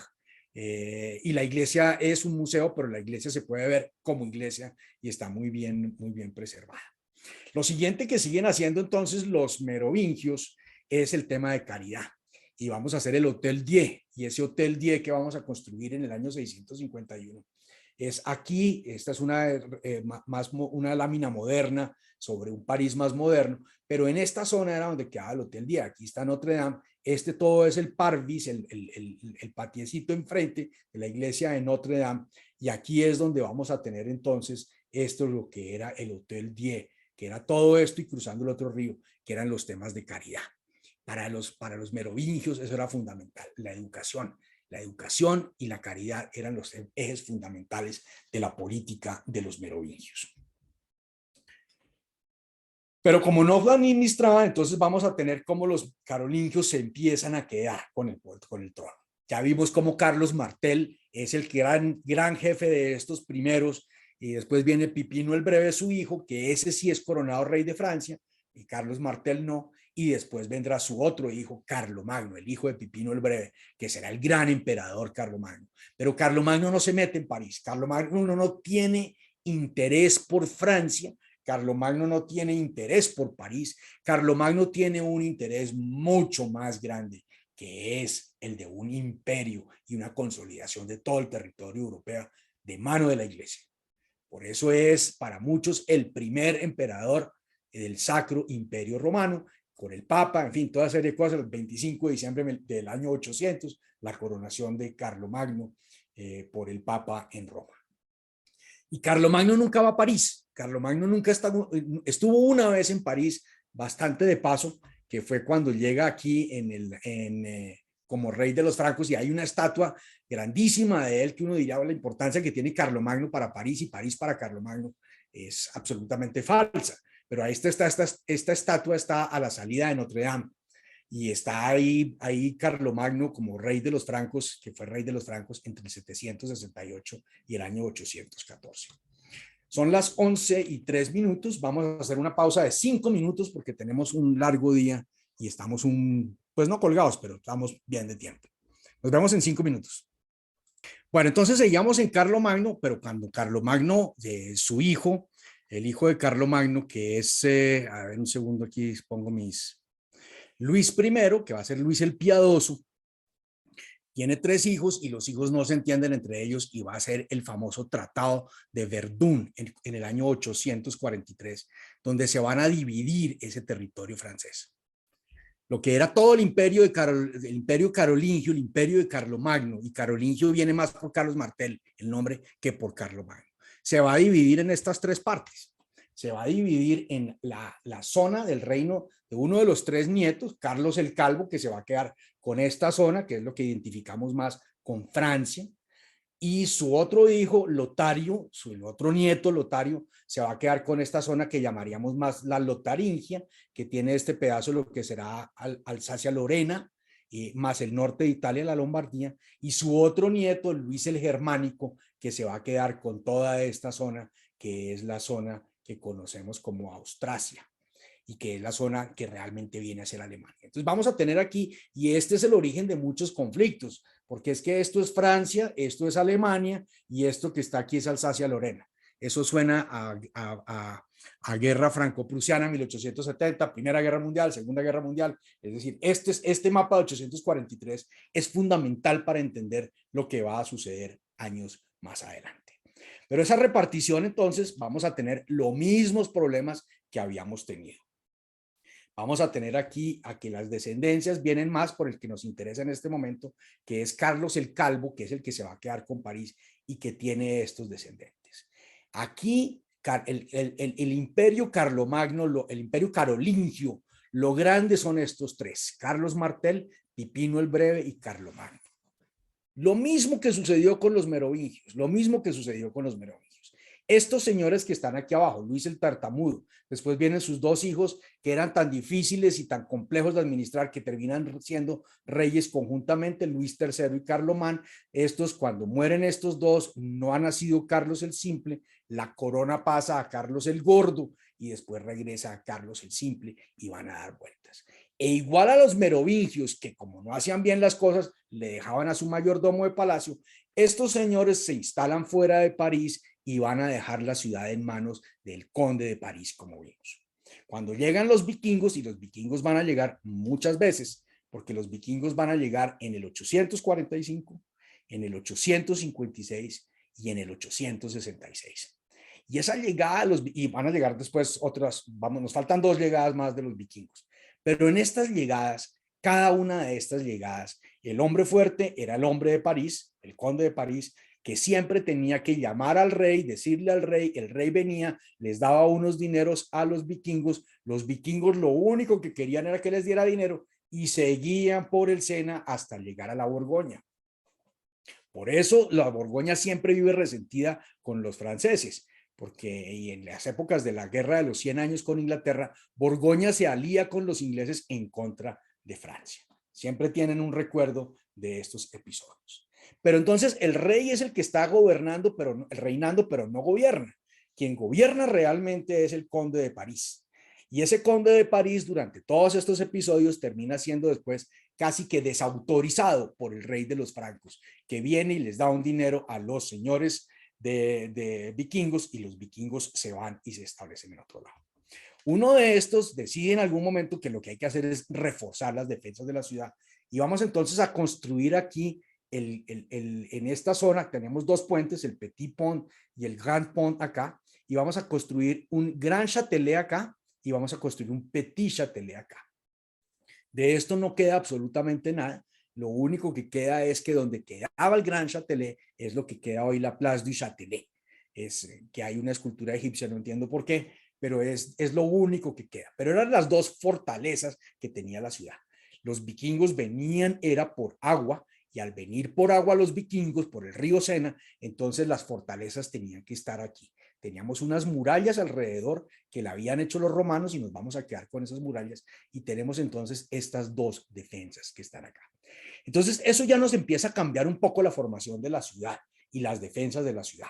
Y tenemos una ciudad que siempre vamos a tener aquí compartida el poder de esta entre la iglesia que está aquí en lo que era la iglesia de San Etienne, que va a ser unos años más adelante la iglesia de Notre Dame, y el Palacio de la Cité, donde están despachando los reyes. Es decir, aquí tenemos la autoridad, las dos autoridades, la eclesiástica, la espiritual y la temporal, la civil, van a estar compartiendo el poder en esta pequeña isla de la ciudad de París. Lo demás no importa para ellos, es prácticamente lo que está acá. Entonces van a venir nuevamente los vikingos en el año 885, pero ya tenemos los Châtelet para poder defender la ciudad. Entonces el conde de París, que en ese momento es Odo, dice, esta vez no les vamos a dar dinero. Y se enfrenta a los vikingos y los vikingos deciden hacerle un asedio a París. Y París se enfrenta a los vikingos de una manera radical y quedan encerrados 11 meses los parisinos en la ciudad, sin que el rey, que era Carlos el Gordo, supiera lo que estaba pasando. Cuando Carlos el Gordo, que está en otro lado, se entera, Carlos el Gordo viene a París, le da un dinero a los vikingos y los vikingos siguen su marcha hacia la Borgoña. Pero esto en París no quedó bien. Es exactamente el mismo episodio de la Comuna de París, muchos años más adelante. París se rinde frente a Bismarck, Thiers, el presidente, se rinde frente a Bismarck, pero los demás los parisinos dicen no, y la ciudad se subleva y se crea la Comuna de París. Pétain dice yo me voy con estos, De Gaulle dice yo me quedo, en fin, ese episodio es muy común en la historia de París. Entonces aquí el conde de París, Odo, se siente desautorizado, reúne a sus nobles y saca a los carolingios y se va a hacer elegir rey de los francos en el año 888, justo cuando han llegado los vikingos. Y ese entonces es el primero de lo que se conoce como una dinastía de los robertinos. Y estos robertinos son los que van a ser aquí, que son Odo I, Eudes es Odo I y su hermano Roberto I, que son hijos de Roberto el Fuerte, primer conde de París importante. Entonces, por eso tienen el nombre de los robertinos. 888 es el conde de París y en el año 911, cuando está todavía han salido, ahí hay porque esto es lo mismo siempre, un robertino tumba a un carolingio tumba a un robertino, vamos a salir de los robertinos y tenemos nuevamente en el 911 a los carolingios de regreso. Y van a llegar en el 911 los vikingos otra vez a azotar la ciudad. Y Carlos el Simple le dice, no podemos seguir con esto cada 10 años que ustedes vienen, nos invaden, nos acaban la ciudad, destruyen la ciudad y nos toca darles un dinero. Más bien yo les propongo que les voy a dar una tierra allá arriba, sobre Inglaterra, una tierra inhóspita, inhabitada, y ustedes se instalan allá, ustedes que son el hombre del norte, el Northman, y se establece y con eso se crea la Normandía, que va a ser tan importante para la historia de París, para la historia de Francia y para la historia de Europa. Y a cambio de darles ese territorio, los carolingios le exigen a Rolo, que es el jefe de los vikingos, que se bautice, que se convierta al cristianismo. Y no saben la clase de cristianos en que se metieron, porque los normandos, que son, como alguna vez lo he dicho acá, unos vikingos de corbata, los normandos terminan siendo los más cristianos y salen en la defensa de los cristianos y los vamos a ver presentes en muchos lados en Europa defendiendo. Y van a estar en Antioquía, y van a estar en Sicilia, y van a estar en el Mediterráneo, y van a estar muy metidos en las cruzadas. Terminan generando una estructura religiosa muy importante y muy de apoyo para Roma. Entonces tenemos ya la paz con los vikingos, tenemos esa zona de tranquilidad.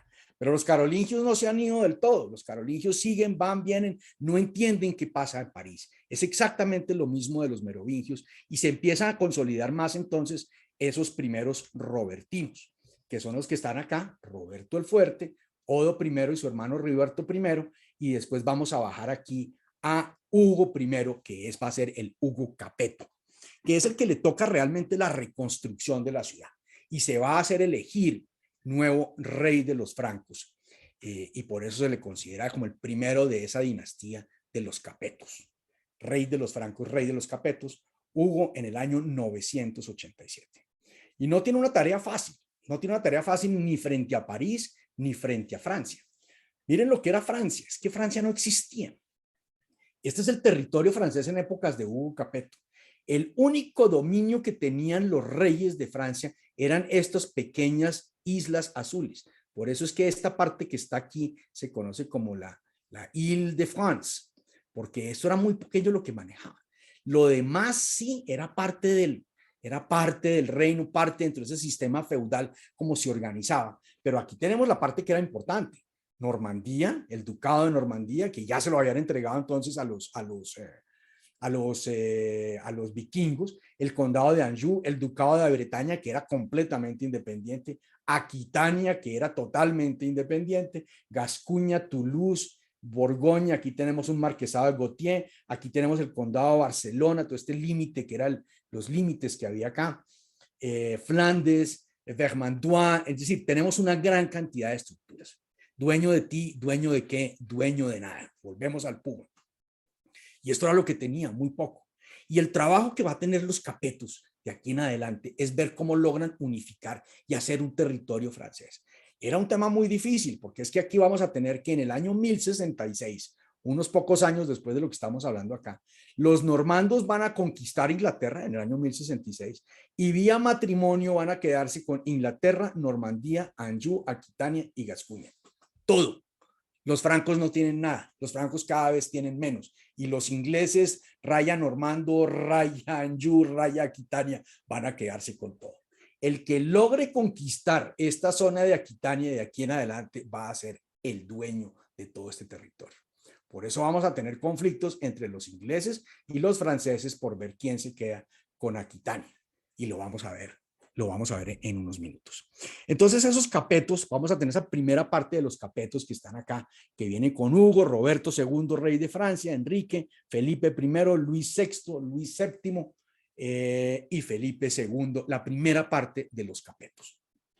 Vamos a saltarnos unos 300 años para pasar de Hugo y vamos a llegar hasta Luis VI. Los Capetos no estaban en París muy metidos, han dejado la iglesia, ya no la ciudad de París, ya no en manos del conde de París, porque ellos son los condes de París. Los que se han quedado con París son los condes de París, pero ya no están en París.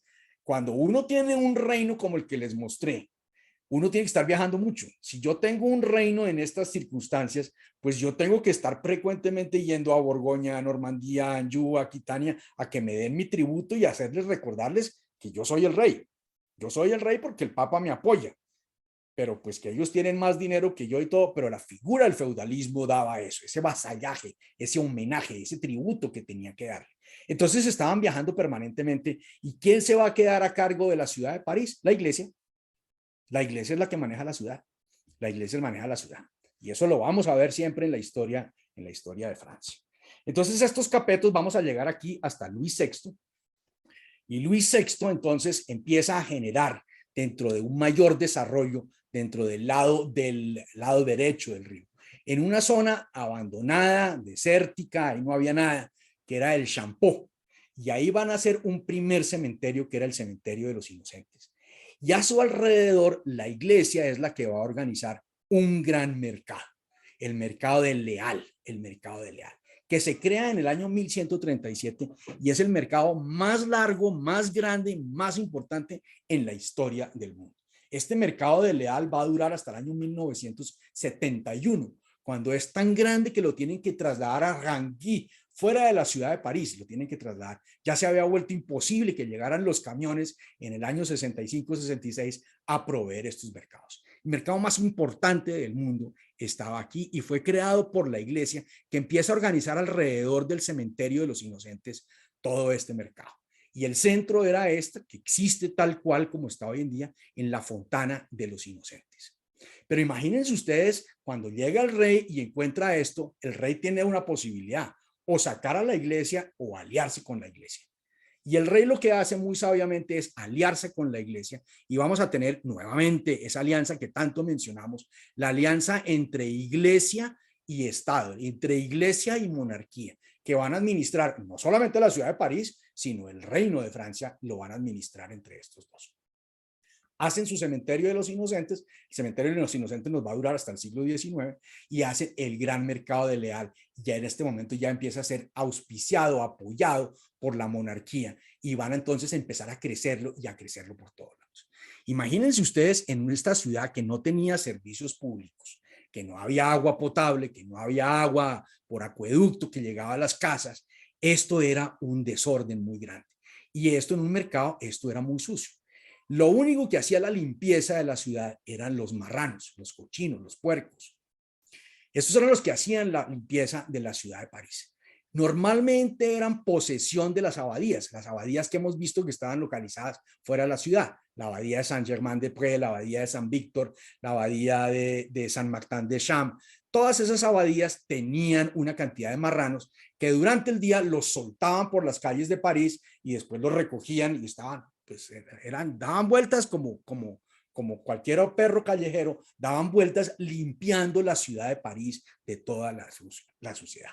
La suciedad de París va a ser un tema característico. La falta de limpieza de París va a ser un tema característico de la ciudad hasta que llegue 1870 Haussmann, y después el siguiente prefecto que hubo, que fue el señor Poubelle, que empieza a tomar medidas tan importantes para la salud y las basuras de la ciudad, que las canastas de la basura en París se llaman las poubelles por cuenta del apellido del prefecto Poubelle, que fue el que empezó a ordenar todos estos. Pero vamos a tener aquí 800 años de un gran desorden, de limpieza de la ciudad. Los marranos era lo que lo solucionaba, pero tuvimos un accidente muy feo con un marrano. Un marrano se atraviesa con el hijo del rey, con el heredero a la corona, y muere. El hijo de Luis VI muere por un marrano en un accidente. Y a partir de ese momento se prohíben los marranos sueltos en la calle de París. Y ojo, están prohibidos todavía. Si llegan a ver un marrano suelto un día por las calles de París, por favor denúncienlo, porque están prohibidos todavía los marranos sueltos por las calles de París. El hijo de Luis VI muere, hay un hermano menor que va a ser el futuro Luis VII, y el pobre Luis VI entra en una gran depresión, no puede seguir reinando después de lo que le ha sucedido a su hijo, y entrega prácticamente el manejo del reino. ¿A quién? A la iglesia. La iglesia entonces en manos del abad Suger, y el abad Suger es el que va a tener el control de la ciudad en este momento y el control del reino. Y aquí van a construir las grandes catedrales. Suger es el que tiene que ver con la construcción de Saint-Denis, es el que tiene que ver con la construcción de Saint-Denis. Es decir, Suger es un hombre muy importante en la política y en la arquitectura de París, el abad Suger. Y este abad Suger entonces entiende la formación del reino de Francia y dice, si nosotros no nos quedamos con Aquitania, alguien se va a tener que quedar con Aquitania. Y si nosotros queremos formar el reino de Francia, tenemos que hacer algo con Aquitania. Y por eso a Luis VII, que era el que iba a ser el rey, Luis VII lo van a casar con la muy bella, la muy hermosa, la muy inteligente y sobre todo la muy bien emparentada Leonor de Aquitania. Y doña Leonor de Aquitania se va a casar con Carlos VII. Imagínense ustedes lo que estamos creando. Francia que no existía, junto con todo lo que era Aquitania, que era realmente lo que valía.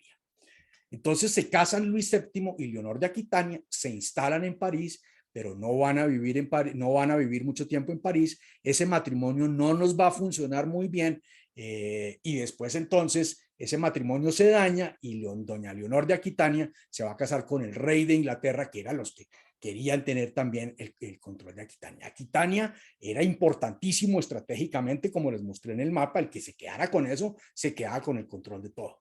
Y como Luis VII no le funcionó su matrimonio de Leonor, Enrique II, rey de Inglaterra, duque de Normandía y conde de Anjou, se va a casar con la muy bien emparentada reina Leonor de Aquitania y va a ser reina de Inglaterra. Es la única que ha sido reina de Inglaterra y de Francia, doña Leonor de Aquitania.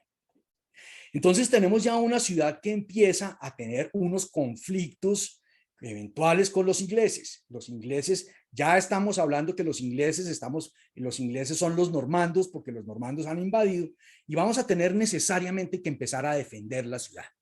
Y vamos a empezar a crear una primera muralla. La muralla primera estaba en la Cité, que era la romana, y vimos dónde quedaban unos pedacitos. Vamos a la segunda de las murallas, que es la que se conoce como la muralla medieval. Y esa muralla medieval la vamos a construir donde dijimos que eran los dos ejes fundamentales del Rive Droit, que era la iglesia de Saint-Gervais-Saint-Protais, que está aquí, o Saint-Gervais solamente como se le conoce, y del otro lado la iglesia de Saint-Germain-l'Auxerrois, que está aquí de este lado. Y la muralla se va a construir alrededor de toda esta parte que está aquí. Aquí tenemos nuestra Place de Grève, más adelante la iglesia, la plaza del Hotel de Ville. Y aquí vamos a construir esta iglesia. Aquí vemos la Rue de Rivoli, la Rue de Rivoli, perdón, está pasando por aquí en este momento. Y esta es la zona de la primera muralla. No hay muchos vestigios de dónde pasaba esa muralla. Si uno ve aquí, aquí este pequeño plano moderno, loteado, de lo que es la Rue de Rivoli, vamos a tener aquí en esta donde está la Rue de l'Arbre Sec, vamos a tener aquí una casa, y en esta casa que está aquí, en esta esquina, se encontraron en estas excavaciones, se encontraron los únicos fragmentos que hay de la muralla romana. Como les decía, caminar en París es un ejercicio de tratar de entender qué quieren decir algunas cosas que no aparentemente no tienen significado. En esa calle que les estoy diciendo, la calle del Árbol Seco, hay una muralla medieval y nadie sabe. Aquí este tramo que está acá. Esto no es una cebra peatonal como en Londres, esto es un pedazo de esa antigua muralla medieval que está en la calle del Árbol Seco al lado de la Rue de Rivoli. Entonces tenemos ese pedazo que está aquí. Es difícil verlo, es difícil si uno no sabe. La identificación de las murallas es un ejercicio y ustedes encuentran cantidades de videos en YouTube de cómo identificar especialmente la siguiente de las murallas que vamos a ver, que es la muralla de Felipe Augusto, que esa se alcanza a apreciar más por otros lados. Nuestra iglesia protegida, nuestra ciudad protegida, y vamos entonces a empezar los grandes desarrollos de nuevas iglesias. Vamos a tener el obispo de París, el hombre más importante, Maurice de Sully. ¿Cómo confundir con otro Sully que viene más adelante, el del Hotel Sully, que ese es Sully uno que fue uno de los grandes consejeros de Enrique IV y de Luis XIII. Este es Maurice de Sully, el obispo de París, que va a iniciar la construcción de la capilla de la iglesia de Notre Dame de París, donde quedaba la iglesia de Saint-Étienne. La construcción de esta iglesia, pues naturalmente como toda catedral se demora 100, 150 años. Pregunten en Barcelona cuánto se demora en hacer una catedral. Y esto toma una gran cantidad de tiempo y se va a establecer con el criterio que habían dejado los merovingios y con el criterio que había dejado especialmente Carlomagno. Carlomagno es el hombre más importante en la reforma de la educación en Europa en esas épocas. Carlomagno dice que la iglesia debe meterse, pero que debe ser un trabajo conjunto entre iglesia y Estado. Carlomagno es el gran reformador de la educación. Y van a crear entonces, por cuenta de eso, una cosa que se llamó las escuelas catedralicias. Las escuelas catedralicias. Y esos eran los primeros sitios de instrucción que tenían la función de proveer instrucción para dos grupos de personas, los que quisieran ser sacerdotes por un lado y por otro lado a los pobres. Esa era la función. Y en ese momento entonces empiezan a llevarse a estas iglesias, empiezan a llegar los grandes estudiosos, los grandes alumnos y los grandes profesores. Y esta primera escuela catedralicia se vuelve muy importante. El esquema de las escuelas catedralicias va a ser copiado en muchas partes en Europa e incluso en Estados Unidos y en América. Lo que estuve leyendo, en América no hay sino una sola escuela catedralicia, que es en Guatemala, y sé que aquí tengo personas de Guatemala. El Colegio San José de los Infantes en Guatemala es la única de las escuelas catedralicias que hubo en América Latina. Y estas escuelas catedralicias, la más importante que se empieza a desarrollar es la esta de Notre Dame. La iglesia de Notre Dame es una escuela catedralicia. Ya van a llegar los alumnos más importantes y los profesores más importantes. Por aquí pasó Santo Tomás de Aquino, San Alberto Magno, Erasmo, Juan Calvino, todos ellos pasaron por esta zona. Todos ellos querían aprovecharse de la educación que estaban proveyendo. Y esto empieza a funcionar de una manera que empieza a crecer y a crecer y a atraer gente de otras naciones y gente de otros países empieza a llegar a estudiar.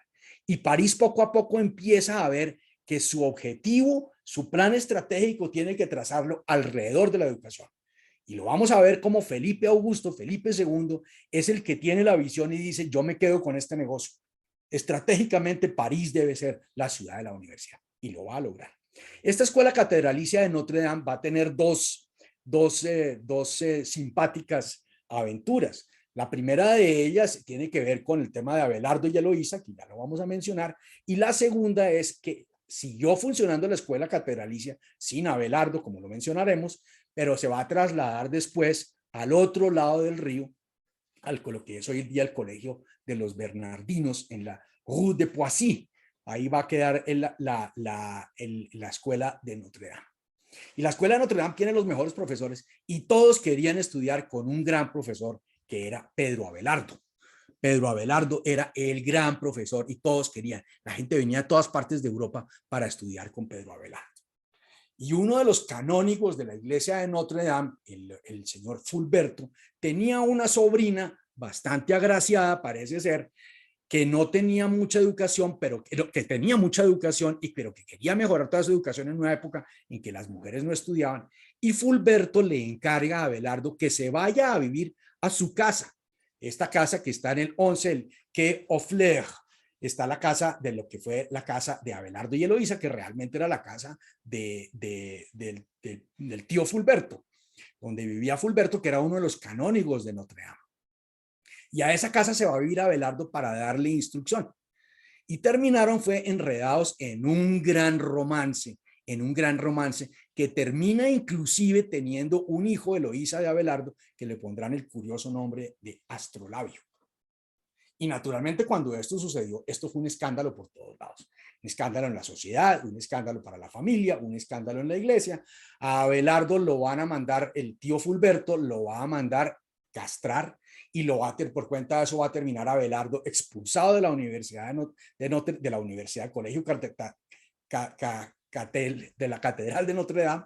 Eloísa va a terminar en un convento, Abelardo va a terminar en un convento. Su hijo va a terminar siendo criado por unas monjas, después se lo van a entregar a Eloísa. Finalmente a Abelardo lo perdonan de alguna manera para volver a París, pero le ponen una restricción. Usted puede volver a París, pero no puede volver a Notre Dame. Y entonces Abelardo se va a instalar en la montaña de Saint-Geneviève. Y todos los alumnos querían era tener a Abelardo de profesor y se empieza a desarrollar una gran universidad y una gran academia en la montaña de Saint-Geneviève. Y ese es el origen de la Universidad de París. Ahí nace la Universidad de París. No solamente porque Abelardo era el gran profesor y tenía unas técnicas nuevas, argumentativas, etcétera, etcétera, y era el gran profesor en temas de filosofía, teología, derecho, y todos querían estudiar con él, sino porque además al pasarse allá logra hacer dos cosas fundamentales. Número uno, la nueva sede de la universidad ya no es la Cité, sino es entonces en el Rive Gauche. Y adicionalmente va a de alguna manera sacar la educación de la órbita de la iglesia. Abelardo y Eloísa van a tener la historia de amor más espectacular. Cuando muere Abelardo en el 1142, le entregan el cadáver a Eloísa. Eloísa logra enterrarlo en algún lado, pero toda la correspondencia entre Abelardo y Eloísa manifiestan que lo que quieren es ser sepultados, ser enterrados juntos. Pero no lo pueden hacer.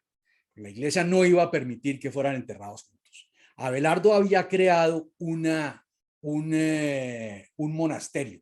Y en ese monasterio logran hacia alrededor del año 1400, o sea, ya 200 años de que habían muerto ellos, logran hacer una excepción y logran enterrarlos juntos, pero eso sí, la iglesia puso la condición que tenían que estar enterrados en ataúdes separados, en la misma tumba, pero o con ataúdes separados. Y así los entierran en ese monasterio.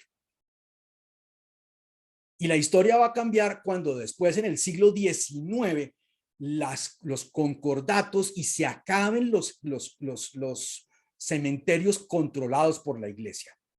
Los cementerios pasan a ser parte civil, los cementerios empiezan a ser un negocio como en cualquier otra de nuestras ciudades, le quitan esa posesión que tenía la iglesia. El cementerio de los inocentes que vimos, va a morir el cementerio de los inocentes, todos esos cadáveres, todos los huesos que había ahí, se los van a llevar al sur de París a un sitio que se llama las Catacumbas y ahí los van a exhibir, ahí están puestos para que uno vaya y los vea, un tema como medio tétrico. Pero ahí están todos esos que sacaron del cementerio de los inocentes, que están puestos en las catacumbas. Y París se dedica a hacer nuevos cementerios en las afueras de la ciudad. Y vamos a tener 4 nuevos cementerios en la ciudad. El cementerio de Montparnasse, el cementerio de Montmartre, el cementerio de Passy y el cementerio de Père-Lachaise. Y esto era un negocio y una competencia por quién vendía más lotes en cada cementerio, como cualquier cementerio. Y el cementerio de Père-Lachaise quedaba muy lejos y la gente no quería ser sepultado en un cementerio que quedara tan lejos. Entonces se les ocurre un cabezazo a los promotores del cementerio, que era llevarse unos famosos y enterrarlos allá. Y van a lograr hacer que el cadáver de Abelardo y Eloísa les van a ofrecer que lo puedan sepultar dentro de una nueva tumba en el cementerio de Père-Lachaise, pero ya que puedan estar compartiendo y no simplemente divididos por unos ataúdes, por unos catafalcos separados. Y Abelardo y Eloísa solamente van a descansar en paz y unidos cuando lleguen al cementerio del Père-Lachaise hacia principios del siglo XIX, cuando se creó el cementerio. Y esta es la tumba, una belleza de foto que tengo acá de la tumba de Abelardo y Eloísa en el cementerio de Père-Lachaise, que fue de las primeras tumbas y de las anclas que tuvieron que poner, como cualquier centro comercial, llamando a grandes almacenes para que se instalen, y llevaron 3 tumbas importantes al cementerio de Père-Lachaise. Abelardo y Eloísa, el cementerio de Père-Lachaise se hace en el siglo XIX y Abelardo y Eloísa mueren en el siglo XII. O sea, están ahí Abelardo y Eloísa y van a llevar a Molière y van a llevar a La Fontaine. Esas son las 3 anclas, y de ahí en adelante, con esas 3 tumbas, todo el mundo quería ser sepultado en el cementerio de Père-Lachaise. Lo veremos el cementerio en el siglo XIX porque es de las cosas más importantes que tenía la ciudad de París. Carlos VII, que lo vimos entonces, se había casado con nuestra bellísima Leonor de Aquitania. El matrimonio no funcionó. Leonor de Aquitania se fue con Enrique VII y Leonor de Aquitania, Luis VII se va a volver a casar con Adela de Champagne. Adela de Champagne. Y cuando se casa con Adela de Champagne va a tener su hijo Felipe Augusto, que es uno de los reyes más importantes en la historia de Francia, y que los motivo y los incentivo para que lean más, para que miren. Hay una cantidad de videos muy buenos en YouTube sobre Felipe Augusto, porque es de los grandes reyes en Francia y de los hombres más visionarios, y el primero que va a meter una mano importante en la ciudad de París. Lo primero que tiene Felipe Augusto es que va a tomar la Universidad de París. Y dice, yo quiero darle una franquicia y un apoyo a eso que Abelardo había movido de Notre Dame en la Cité, que había trasladado a la montaña de Saint-Geneviève. Vamos a darle una formación. Las universidades se formaban, como todo en París o como todo en la Edad Media, eran realmente unos guilds, unos sindicatos, unas agremiaciones. Y había una agremiación de profesores que se llamaban los universitas. Todas esas agremiaciones se llamaban universitas. Una universitas de profesores y otra de alumnos. Y van a establecer unas reglas conjuntas para que puedan trabajar en lo que más adelante se llamará universidad, que viene de universitas, que era un gremio de profesores. Era el gremio de los profesores. Y Felipe Augusto se va a encargar de promocionar y que vengan gente de todas las naciones de Europa, no del mundo, pues porque no existía el mundo más allá para ellos, y que vengan. Y por eso van a terminar organizándose en naciones las universidades. Más adelante, esto es en el año 1200, en el año 1200 es que tenemos al rey Felipe II, Felipe II se llamaba Felipe II, la historia lo conoce más como Felipe Augusto, porque era como un Augusto romano, porque nace en el mes de agosto, es decir, tiene una connotación diferente, pero su nombre realmente es Felipe II, pero pues, la historia lo conoce más como Felipe Augusto. Y al tener esa franquicia de la Universidad de París, y trabajar conjuntamente y darles unas normas especiales a los alumnos y unos privilegios especiales para los alumnos, va a empezar a recibir alumnos de todas partes. La universidad se va a formar como Universidad de la Sorbona en 1253, cuando Roberto Sorbonne es el que sea como el rector de la universidad y va a cambiar en ese momento su nombre. Pero el formador es Felipe Augusto, el formador de esa Universidad de París, y la va a formar en el Rive Gauche, y de ahí en adelante el Rive Gauche tendrá la característica de ser la universidad, la sede de la universidad. La característica propia de París, de toda la ciudad de París, si algo identifica a la ciudad de París, es las ideas, es la universidad, es la fábrica de la academia, es la fábrica de la educación. Y eso se lo debemos a Felipe Augusto, y pues para atrás si miramos a los merovingios, Carlomagno y naturalmente a Abelardo, tienen que ver con todo este proceso de la formación de la Universidad de París y de la formación en sus facultades y de su formación como temas de naciones. Más adelante tendremos el cardenal Mazarin, va a crear el Collège de Quatre Nations, el Colegio de las Cuatro Naciones, porque había las cuatro naciones y se establece. Y las universidades en París todavía tienen unas divisiones por nacionalidades. Si usted visita la ciudad universitaria, la Cité Universitaire en el Boulevard Jourdan, al sur de París, usted entra a la Maison de Taille, la Maison de l'Italie, la Maison de la Chine, en fin, encuentra todavía ese establecimiento por nacionalidades dentro de la ciudad de París. Gran primer aporte de nuestro querido Felipe Augusto. ¿Cuál era el idioma en que se enseñaba? De los idiomas hablaremos en la siguiente sesión, porque aquí vamos a tener un problema de la formación del francés como francés. Pero aquí el que se hablaba era latín. El idioma que se hablaba era latín. Y por eso toda esa zona va a empezar a ser conocida como el Quartier Latin, el barrio donde se habla latín. Los latinoamericanos cuando llegan o cuando llegamos a la ciudad de París, creen muchas veces que este barrio se llama el barrio latino porque viven muchos latinoamericanos. Sería un gran honor de la ciudad de París que nos hiciera a los latinos, pero realmente no se llama así por los latinoamericanos. Realmente esto existe como barrio latino mucho antes de que existiera Latinoamérica. En el siglo XII, siglo XIII, ya esto tenía el nombre del Quartier Latin, porque era la zona donde se hablaba latín. Y esa zona es lo que hoy en día estaría alrededor de estos ejes, el Boulevard Saint-Michel, y esto acá el Boulevard Port-Royal y el Boulevard Saint-Marcel. Toda esta zona con el río Sena es lo que conocemos como el barrio latino, el Quartier Latin.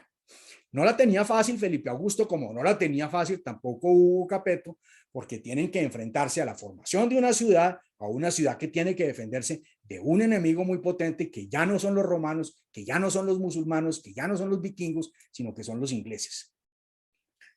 Y ese es el trabajo que se va a enfrentar política y militarmente nuestro querido Felipe Augusto. Y miren a París que recibe, en la Francia que recibe Felipe Augusto en 1180.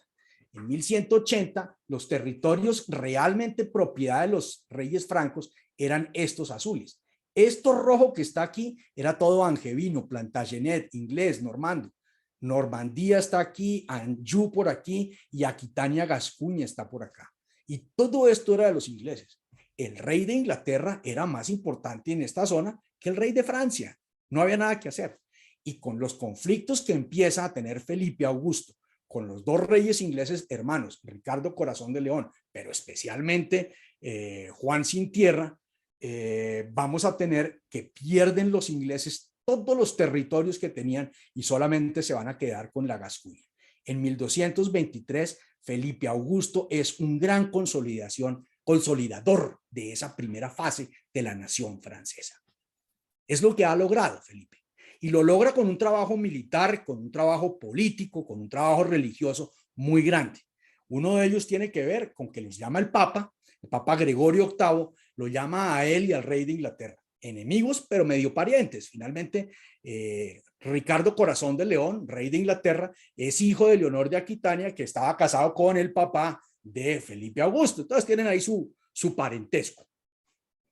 Y los llama y les dice, tienen que irse a cruzada en el año 1190. Les corresponde, no tienen argumento, un llamado del Papa a ir a cruzada. Esta es la tercera cruzada. La primera había sido un éxito, la segunda un fracaso, que es la que llevaba Luis VII con Leonor de Aquitania, y la tercera pues tiene que ser muy buena porque ya estamos en problemas. Y los dos deciden irse juntos, los dos reyes tienen que irse juntos. El Papa pide no solamente que manden ejércitos, sino que vayan los reyes. Y si van los reyes, entonces tienen una desconfianza muy grande. Felipe Augusto no quería irse simplemente con Ricardo Corazón de León y que Inglaterra mientras tanto quedara con el terrible Juan sin tierra. Dice, mientras tanto me quitan todo. Entonces va a ser una organización política y militar de la ciudad fundamental. Lo primero es que va a dejar una regencia a cargo de los mercaderes del agua. Vimos y lo mencionamos en la sesión pasada cómo fueron esos nautas que eran los primeros que se movían por el río Sena, los que empiezan a conformar esta asociación, los mercaderes del agua, los hombres fuertes de la ciudad, que después se van a convertir en los mercaderes, le provost de Marchand, son los probostes, los rectores del mercado. Y van a tener unas figuras muy fuertes, como lo veremos en la siguiente sesión. Y le deja la ciudad de París encargada a los comerciantes. Antes se las habían dejado a la iglesia, antes se las habían dejado a los condes, ahora se la van a dejar a los comerciantes. ¿Sí? Ese es un cambio muy importante, es un cambio muy importante. Y deciden que la ciudad necesita unas fortalezas. La ciudad no puede seguir teniendo las mismas fortalezas que tenía en épocas de los romanos y en épocas de los vikingos, porque es que ahora los ataques nos van a venir de arriba. Los ingleses no van a venir por el río, los ingleses vienen desde Normandía, los ingleses es Normandía. Entonces, pues había que tener unas defensas de la ciudad diferentes. Y la primera de esas defensas, estructura defensiva que hacen la ciudad, es en un paraje retirado de la ciudad, sobre el lado derecho, sobre el Rive Droit, que hoy se conoce como el Louvre y que los franceses en ese momento, los parisinos, conocían como el Louvre, que hay cantidades de teorías sobre por qué se llamaba el Louvre. Y ahí va a ser un pequeño castillo, era una fortaleza, no era un sitio de vivienda de rey, ni mucho menos un museo como tenemos hoy en día, sino era simplemente una fortaleza. Y ya lo vamos a ver ubicado en el río Sena y la importancia que tenía ese Louvre en el Sena, porque era defender la entrada del Sena por ese lado. Si uno ve en un plano actual del Louvre, este es el Louvre, aquí está la pirámide del Louvre, este es el cour central del Louvre. Aquí en esta esquinita, es decir, una cuarta parte de ese pequeño patio, quedaba esto, que ya no existe nada, que es el Château de Louvre, que era la primera fortaleza. De la parte de arriba no queda nada, nunca se vio nada. Hacia alrededor de 1980, cuando el presidente Mitterrand es el que decide hacer unas grandes reformas dentro del Louvre para crear lo que se conoce hoy como el Gran Louvre, empiezan a descubrir abajo una cantidad de ruinas, pues no ruinas porque están perfectas. Y estas son las bases del castillo del Louvre, como están hoy en día en el Museo del Louvre. Normalmente uno entra al Museo del Louvre y va directo para arriba, casi nadie pasa por estos lados abajo a conocer todos estos pedazos de lo que era el Louvre como fortaleza, como una fortaleza medieval. Entonces, primera de las construcciones que hace es esa fortaleza del Louvre. No la hemos vuelto palacio, ni mucho menos museo todavía. Por ahora es esta fortaleza importante en un sitio estratégico que era el borde de la ciudad. Decíamos que la ciudad iba hasta la iglesia de Saint-Germain-l'Auxerrois y que al lado queda el Louvre hoy en día. Les mostré el mapa. Pues es que ahí, entonces, si la ciudad llegaba hasta Saint-Germain-l'Auxerrois, entonces por eso vamos a construir esa fortaleza del Louvre al lado. Y lo siguiente que vamos a hacer es una muralla. La muralla, la gran muralla de Felipe Augusto. La gran muralla de Felipe Augusto. Nuestra ciudad entonces tiene 4 puntos sobre el río. Tiene aquí el Museo del Louvre, aquí vamos, perdón, el Château del Louvre. Vamos a tener aquí el Louvre, aquí tenemos la iglesia de Saint-Germain-l'Auxerrois, aquí la tenemos. Y aquí vamos a tener la otra entrada, que es otra torre que va a construir Felipe Augusto también, que es la Tour de Nesle, muy famosa después por muchos incidentes amorosos y románticos que sucedieron en el Tour de Nesle. Vamos a tener aquí del otro lado el Tour Bagbo y vamos a tener aquí el Quai de la Tournelle, la torre de la Tournelle, que había un Chateau de la Tournelle con una torre muy famosa que es la Tour d'Argent, la torre de plata, donde hay hoy en día uno de los grandes restaurantes de París. Y esta es la muralla de Felipe Augusto. Esta es la muralla de Felipe Augusto. Nuestra muralla anterior, la primera muralla, era esta. La segunda muralla es la que va de San Gervasio, San Protasio a San Germán, que es esta que está aquí. Y la tercera la vamos a ampliar. No queda mucho, es decir, si aquí vemos, aquí tenemos la Porte Saint-Denis y la Porte Saint-Martin. Hoy en día en París hay una Porte Saint-Denis y una Porte Saint-Martin, pero no quedan aquí, quedan más arriba en la siguiente muralla que veremos en la siguiente sesión, que es la muralla de Carlos V, que es el mismo concepto de muralla, pero más grande. Y que tendrá otros refuerzos, así como el Louvre es la parte más importante de la muralla de Felipe Augusto, la Bastilla es la parte más importante de la muralla de Carlos V. Y ahí en ese sí tendremos la Porte Saint-Denis y la Porte Saint-Antoine, el sitio actual. Porque las puertas que hay hoy en día, que son las dos únicas puertas que hay en París, son construcción de Luis XIV muchísimos años más adelante. ¿Dónde se puede ver algo de esta muralla? Aquí, en este sitio que está acá, es donde se puede ver algo, que es en la Rue de Jardin Saint-Paul, que está perfectamente preservada esta muralla. Y ahí, como todas esas murallas medievales en París, no hay ni una explicación, ni hay nada. Ahí no dice absolutamente nada. Como ustedes ven, ahí ni siquiera hay gente, ni hay un aviso, ni hay nada. Ahí no sabe uno qué hay de la ciudad de París en este momento. Esta es entonces la Rue de Jardin Saint-Paul, muy cerca, y uno puede caminar por este lado y ver la altura de la muralla y entender la muralla de la ciudad de París, la muralla de Felipe II. Como les dije entonces, aquí teníamos 4 fortalezas, el Louvre que está ubicado acá, la fortaleza del Louvre y esta que era la torre, que era la Tour de Coin, que está aquí, y aquí salían las cadenas hacia la Tour de Nesle, que era la otra parte de la torre que está acá. Ya les muestro dónde queda esta torre hoy en día. No hay nada, pero hay un sitio donde marca dónde quedaba. Si ustedes se ubican, aquí estamos, digamos, la parte de la entrada principal del Louvre, y aquí está la Academia de Francia, lo que fue el Collège de Quatre Nations, la Academia, el Instituto de Francia, la Biblioteca Mazarin, todo eso está aquí. Es decir, aquí tenemos el Pont des Arts.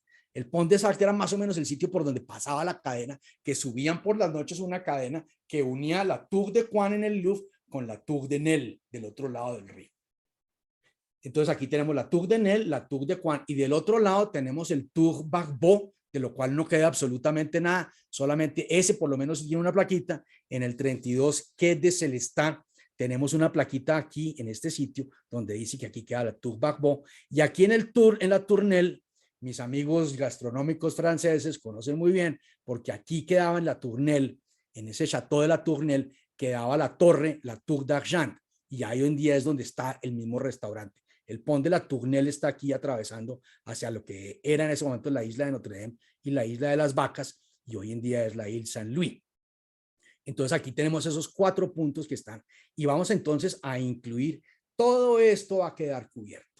Nuestras grandes abadías las vamos a dejar por fuera. La abadía de San Martin de Champs, que la vimos en la sesión de hoy, la abadía de Saint Germain des Prés, que Felipe Augusto la mandará a fortificar, la mandará a generar unas murallas, y lo mismo la abadía de San Víctor, de lo cual ya no hay nada en la abadía de San Víctor, va a estar acá y esa va a quedar por fuera. Solamente nos queda por dentro la iglesia, la abadía de Saint-Geneviève. Lo demás todo queda lo que se conoce extramuros de la ciudad va a quedar. Esta de la Tour de Nesle, que es tal vez la más importante de las 4, pues sin quitarle importancia al Louvre, naturalmente. La Tour de Nesle alcanza a verse hoy en esta foto la bajé de Google porque es muy difícil tomar este ángulo de foto. Aquí está la Academia de Francia, el Instituto de Francia, o sea, puro enfrente a esto, estoy enfrente al Pont des Arts.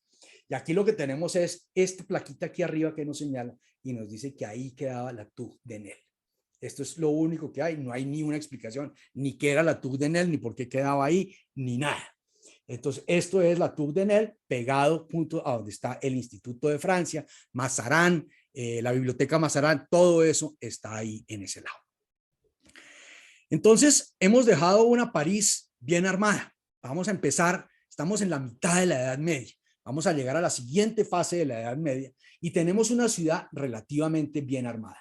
Una ciudad que tiene un cementerio importante, el cementerio de los inocentes, con un mercado, el mercado de Leal de Champeau, se llamaba inicialmente, este mercado que cada vez va a crecer más y más. Nuestras dos iglesias aquí fundamentales, la iglesia de Saint-Germain-l'Auxerrois y la iglesia de San Gervasio San Protasio, y nuestra Place de Grève, de este lado. Esa es la parte más importante que va a tener.